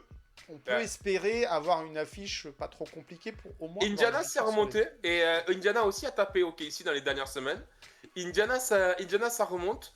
Comme Bon, quoi, tout est possible dans cette ligue. Tout est Brooklyn possible. là est sur 5 défaites consécutives et puis eux aussi ils sont concernés par la deadline pour Michael Porter Jr., pour Nick Claxton, notamment ce sont les deux gros noms qui Thomas, circulent non pour bouger. Cam Thomas aussi. Donc voilà, je pense que là ça Leur va. coach, la salle. Non, Tout, je pense pas. Non, mais je pense pas. Mais je pense que là, ça va. Donc, ils vont vraiment plonger. Et Tu penses qu'on peut leur refourguer Michael ou pas? bon, Est-ce qu'on échange Michael Bridges contre Michael Porter Jr. Je sais pas, je cherche des solutions. quoi. c'est un Léon, autre style. C'est un autre Léon, style. t'as toujours le numéro ou pas? Mais en face c'est vrai que là, t'as quand même ces 5 équipes hors play-in qui semblent plonger. Alors, All-Star Break, ça alors, risque de Charlotte, sortir les... Charlotte, c'est la seule en Les fait choses. il y a du positif là-dedans. C'est une équipe qui gagne, qui perd, qui gagne, qui perd, qui gagne, qui perd. C'est marrant, mais qui propose quand même un jeu qui arrive en fait à battre OKC, mais qui va perdre contre Utah, qui va éclater les Clippers, mais qui va perdre contre. Enfin bref, c'est assez... L'inconstance même de cette équipe. Pour eux, l'objectif, ça serait au mieux d'aller décrocher un play-in, mais... Non, voilà. ils sont trop loin. Quid des Bucks aussi, la situation des Bucks qui est un peu en retard pour le play-in, et puis Giannis ou pas Giannis. Voilà, ça sent la saison galère. Bon, Ouais. ça c'est notre conférence Est. Et à on va l'Ouest, revenir là. dessus quand on va parler. Et à l'Ouest, et ben pour une fois je vous ai mis le petit visuel, parce qu'à chaque fois on en parle, mais on n'a pas le visuel, donc autant avoir le visuel, hein, ça coûte rien, que juste récupérer le visuel. Bon, ok, ici toujours premier, les Spurs... Ok, c'est qui a perdu cette nuit. défaite en Cup, mais toujours second. Et San Antonio Denver, qui a perdu aussi cette nuit dans un match contre les Pélicans. Et qui ont été sacrément menés contre les Pélicans. À un moment donné, ils ont compté quasiment 20 points de retour. Mais ils sont revenus, mais ils ont quand même perdu dans le garbage. Ouais, après, tu as Denver qui est toujours là, Houston qui est là, les Lakers, Phoenix qui est sur 2 défaites, Minnesota qui est sur 5 défaites consécutives et qui du coup... alors que c'était plutôt, il y avait des voyants un petit peu plus réjouissants, un peu plus ben là, ouverts contre Minnesota, et ça glisse assez vite. Alors après, bon, cette conférence Ouest est assez compétitive et les bilans des fois sont assez proches, mais tout de même, ça glisse, ça peut aller, voilà, c'est les montagnes. 5 défaites, ouais, c'est pire que nous. Donc 5 défaites consécutives pour Minnesota qui a pas non plus d'absence notable. Alors si ils ont eu Rudy Gobert qui a été suspendu, je sais plus qui d'autre, mais bon normalement bref, Golden State qui est 8ème, qui eux aussi ils sont sur une victoire, mais ils ont perdu pour très longtemps Jimmy Butler. Ils font revenir Kuminga dans la rotation et ils se pètent. Enfin bref, compliqué pour Golden State du coup, parce que s'ils voulaient faire un petit move autour de Kuminga pour essayer de rester compétitif, là du coup compliqué. Les Portland Trail Blazers 9ème en égalité, 23, enfin à l'équilibre 23-23. Et les Clippers, ça y est, les Clippers qui reviennent dans la course. Les Clippers qui sont 10ème au play-in, 21-24. Tu sais qu'à un moment donné, ils étaient quand même pas bien. Hein. Mais là, ils ont très mal démarré leur saison. Et là, ils ont un encore un peu sacré de bilan. chemin. On les a battus l'autre fois, pas plus mal, mais c'est une belle dynamique pour eux en ce moment. Ouais, très très belle dynamique. Et sur les 10 derniers matchs, ils sont sur un 8-2. Ils font partie des équipes les plus en forme de l'Ouest. Et ils ont passé les Memphis Grizzlies, ça y est, qui eux sont hors play-in, comme Dallas, Utah, Sacramento et les Pélicans. Voilà un petit peu pour la conférence Ouest. Une ligue qui va bientôt arriver à la pause du All-Star Game, donc ça permettra de souffler un petit peu, de ménager les équipes, les effectifs, les bobos. En tout cas, d'ici là, nous, on va aussi partir en voyage, c'est le voyage associatif la semaine prochaine. Et qu'est-ce qu'on va aller voir ? On va aller voir des matchs des Knicks, sans blague. Mais avant de les voir la semaine prochaine, il y a cette semaine à jouer. Et cette semaine, on a 4 matchs. Sur les 2 semaines, on a finalement 2 semaines de 4 matchs. Donc un calendrier assez dense pour New York, avec des matchs à l'extérieur, des matchs à domicile. Finalement, on a autant de matchs à l'extérieur que de matchs à domicile. Donc il va falloir bien voyager et bien assurer à la maison des équipes de l'Ouest, des équipes de l'Est. Et on commence cette semaine par la réception des Sacramento Kings, des Kings qui nous ont battus. Mike Brown, les câlins là, à la fin, ça se fait pas, les jours de défaite, ça se fait pas. Ou alors discret, hein, mais pas appuyé. Donc l'Eye de Beam, c'est fini. Arrivé au Madison Square Garden, il y a un besoin de revanche par rapport à cette équipe. Derrière ça, on sera en back-to-back. Et ouais, c'est un back-to-back qui nous attend en ce début de semaine. Et on en parlait tout à l'heure. R.J. Barrett, Emmanuel Quickley, ils vont partir, ils vont rester. Bah écoute, s'ils partent, ça pourrait peut-être nous arranger pour le coup.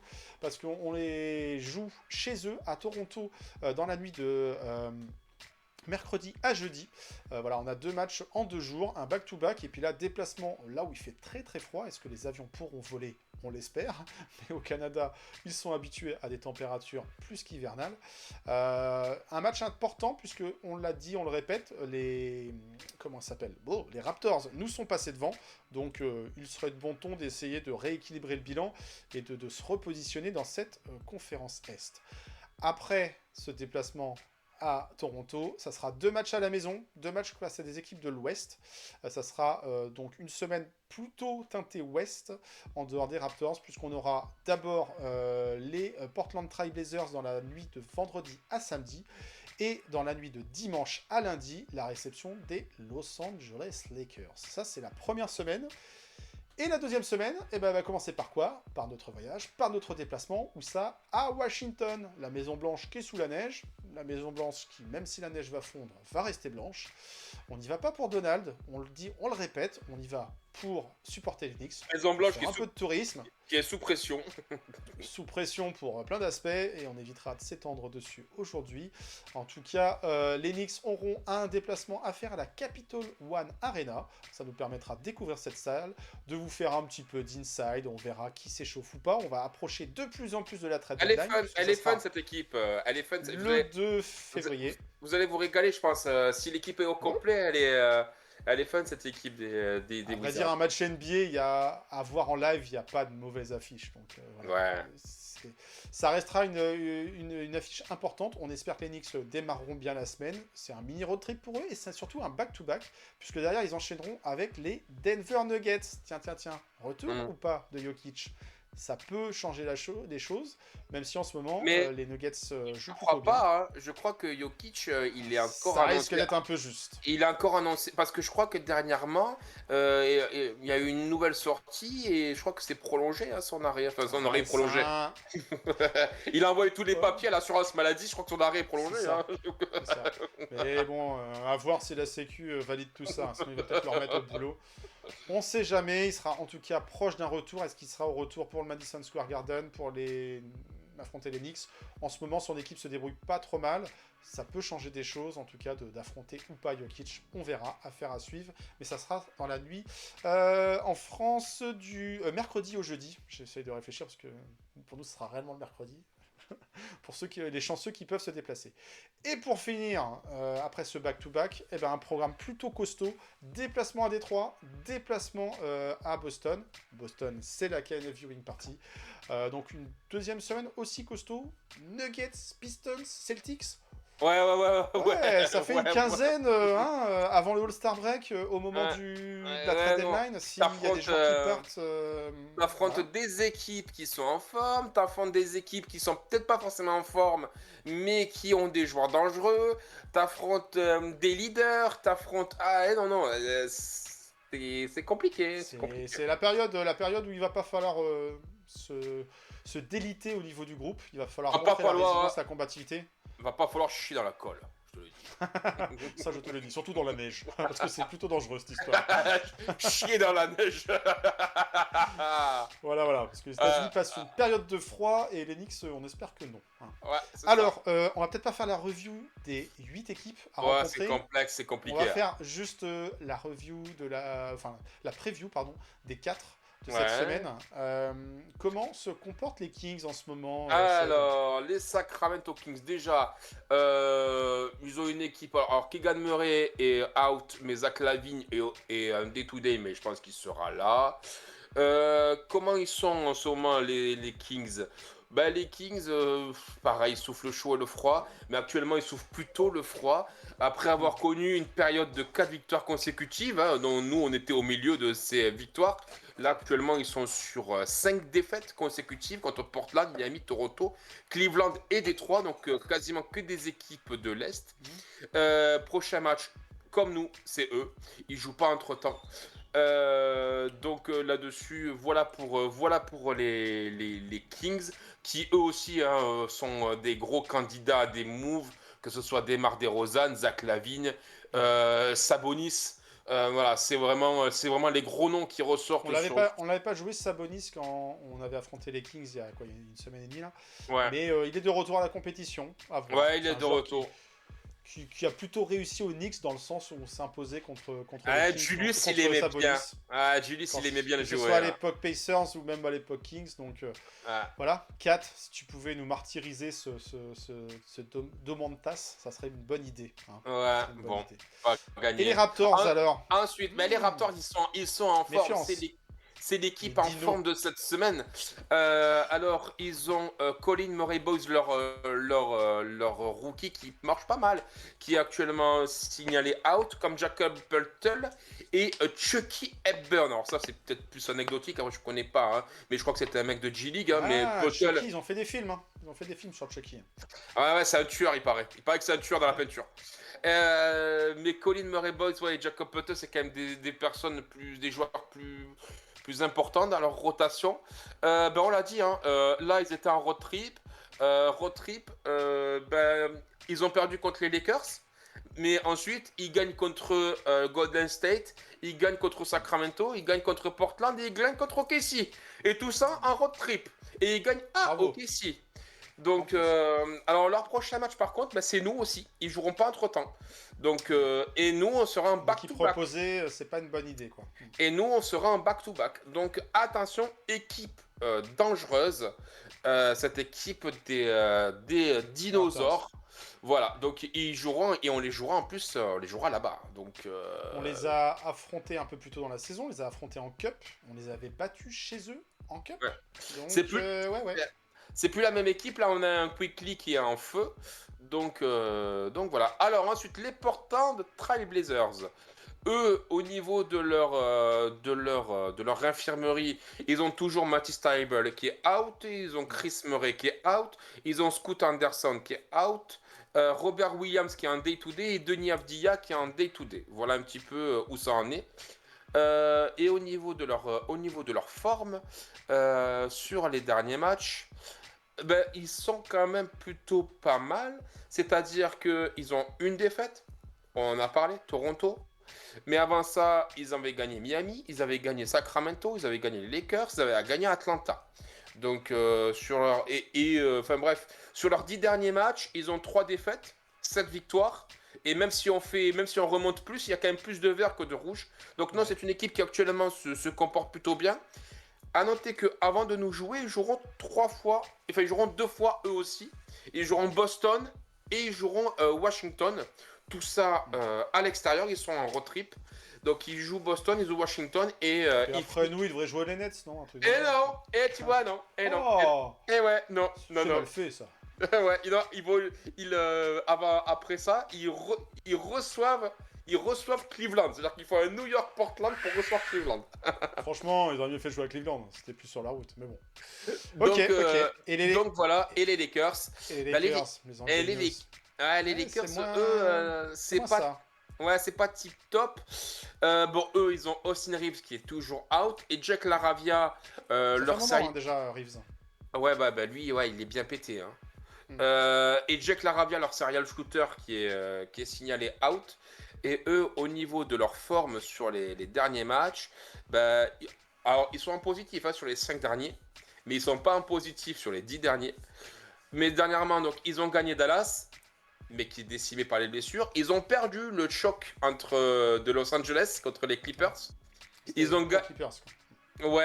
Ouais, c'est ça. Ils ont gagné à Denver et ils avaient gagné contre Toronto. Et bon, voilà. Avant de nous jouer, ils joueront Chicago. Ils joueront. Alors, tout ça aussi, ils sont en road trip. Hein. À signaler quand même. C'est les Oscars en ce moment, non? C'est pas ça? Il n'y a pas une... Enfin, où on s'approche des cérémonies et ils sont du coup sur la route. Parce que depuis le 21 Alors, ça, janvier, ils sont sur la route. Ils ont commencé leur road trip contre Denver. Après, ils ont fait les Clippers, Dallas. Et maintenant, ils vont enchaîner avec Chicago, Cleveland, Washington et les Knicks. Et après, ils joueront aussi les Nets. Et après, ils auront le droit de rentrer à la maison le 6 février. Donc, ça On va fera... faire un bisou à Jenny Buss. Oui, ouais, visiblement, tu vois, nous, on a pu avoir de la friture sur la ligne entre Mike Brown et Karl Anthony Towns. Je crois qu'entre la direction, l'ex-direction, L'ancienne. Ouais. l'ex-direction et le Brown, ouais, je crois que le divorce ne s'est pas fait dans la bonne ambiance, je crois. Alors, est-ce que LeBron va demander son trade à New York? Il y a des gens qui affichent encore des LeBron avec des maillots des Knicks. Non, soyons sérieux, non. Eh les gars, faut passer à autre chose. C'est comme quand t'es dans une vieille histoire avec... que tu penses encore à ton ex, quoi. Il y a un moment, faut tourner la page. LeBron, Oui. c'était quoi? C'était il y a 20 ans? Non, je veux dire, ça paraît... C'était il y a au moins 10 ans, quoi. Mais c'est la Faut dette. tourner la page. C'est fini, ça. LeBron. Quand On il a- viendra jouer à New York, c'est avec un maillot extérieur. Voilà, Quand on a été proche de le signer, finalement, ça n'a pas été fait. On a fait Amares Stoudemire. Voilà. Est-ce qu'on se rend compte du nom? Est-ce qu'on se rend compte du nom? On a sur cette dette, sur cette année-là, sur cette free agency-là, on a fait Amares Stoudemire. Allô? Voilà, donc et depuis, on n'a plus jamais été proche de le signer. Donc non. Et si tant est qu'on ait été proche de le signer. Hein. Mais Mais voilà, en tout cas, la venue des Lakers au Madison Square Garden, c'est toujours un événement à part entière. Donc voilà, un match un peu particulier. Luka Doncic contre Jalen Brunson. Oui, non. Est-ce qu'ils seront tous les deux en capacité de jouer? On verra tout ça.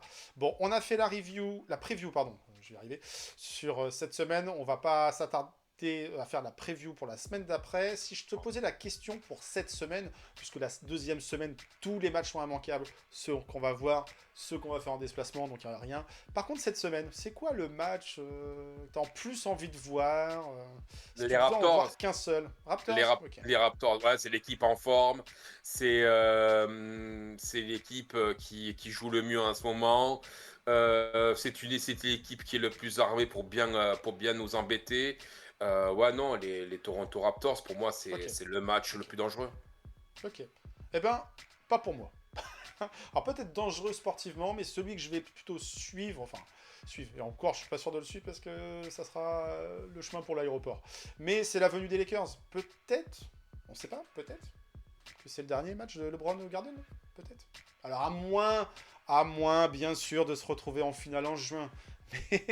Mais là, je suis pas sûr pour les Lakers. Et la cote Lakers-Knicks finale NBA elle doit être sacrément élevée. Ouais. Oui, mais des fois, il y a des surprises. Qui aurait parié sur les Pacers Ouais, mais maintenant, au jour d'aujourd'hui, c'est-à-dire À ce stade de la saison, au ouais, 26 grosse janvier, cote, grosse au cote. 26 janvier.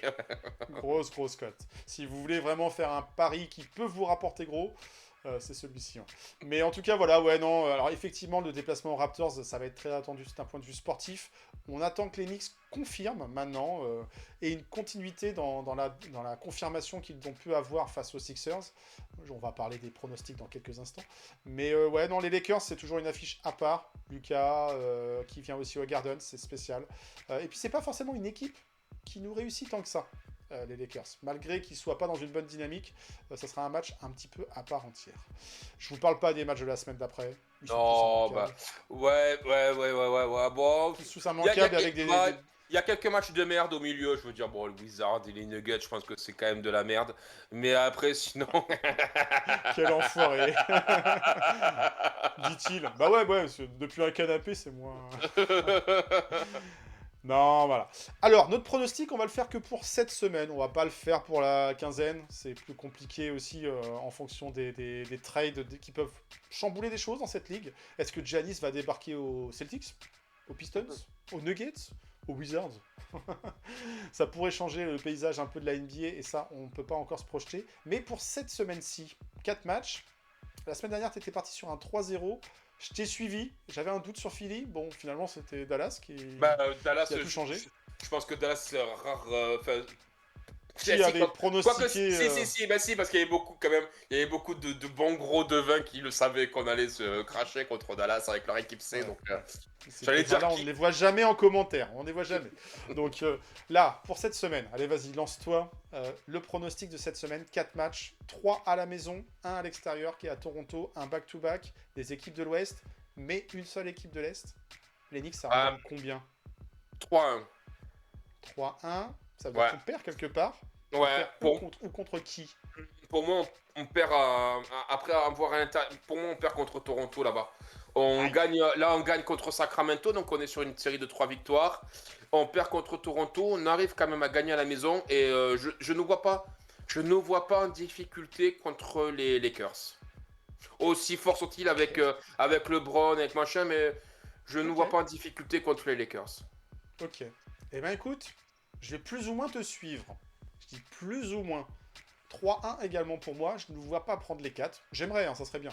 Pour retrouver, ça y est, ouais, les Knicks, l'équipe est bien construite, finalement. Le coach, il a tenté des trucs, ça marche. Voilà, j'aimerais.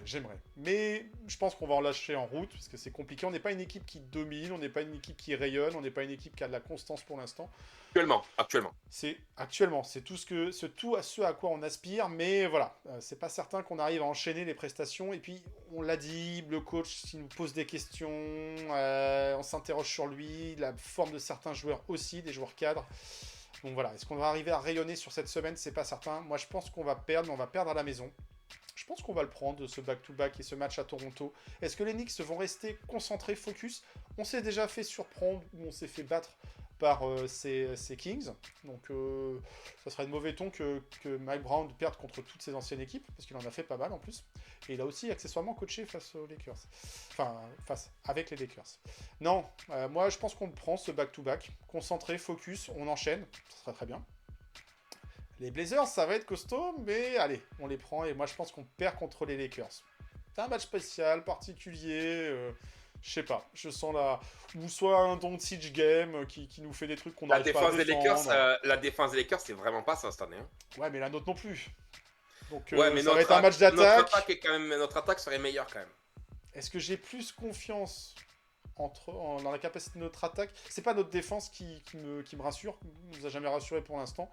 Mais voilà, si je devais en dire qu'on en lâche un, qu'on en perd un en route, ça serait celui-là. Par ce match qui est toujours un peu spécial.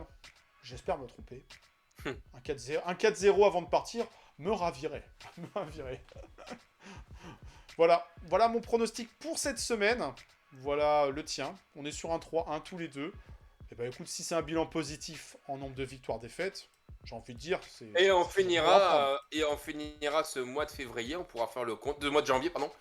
On pourra faire le compte et voir quel a été le désastre de ce mois de janvier, quoi. Il aura été moins bon que d'autres mois de janvier. Il y avait 14 matchs en 24 jours. Voilà, on fera le bilan. N'oubliez pas la viewing party face aux Celtics le dimanche. Oui, c'est ça. Oui, c'est le dimanche. Ouais. C'est le dimanche. Je sais plus quel jour on est. Hein. Puis avec le jet lag, ça va pas s'arranger tout ça. Le dimanche face aux Celtics le 8 février. Et puis d'ici là, vous pouvez nous souhaiter un bon voyage. On va essayer de vous abreuver d'images et de contenu. Pour vous faire profiter quand même à distance de cette nouvelle aventure. Un bon petit groupe qui se prépare. On va prévoir des valises bien remplies parce qu'il fait pas très très chaud là-bas. Donc il risque d'y avoir un petit peu de blanc sur le ciel. Des gants. Sur les gants, des batailles de neige. Des cache-cou. De la luge, du ventriglisse. On verra. Tout ça va être encore un voyage très intéressant avec l'association. Et on essaiera de vous en partager le maximum de contenu pendant le cours de ce séjour. Et puis des beaux matchs. Et puis des fans d'expérience dont je ne peux pas encore parler. Mais qui devraient être sympathiques. Voilà, tout ça, c'est pour dans une semaine pour nous. Et de pouvoir jeter des boules de neige dans la tronche à 4.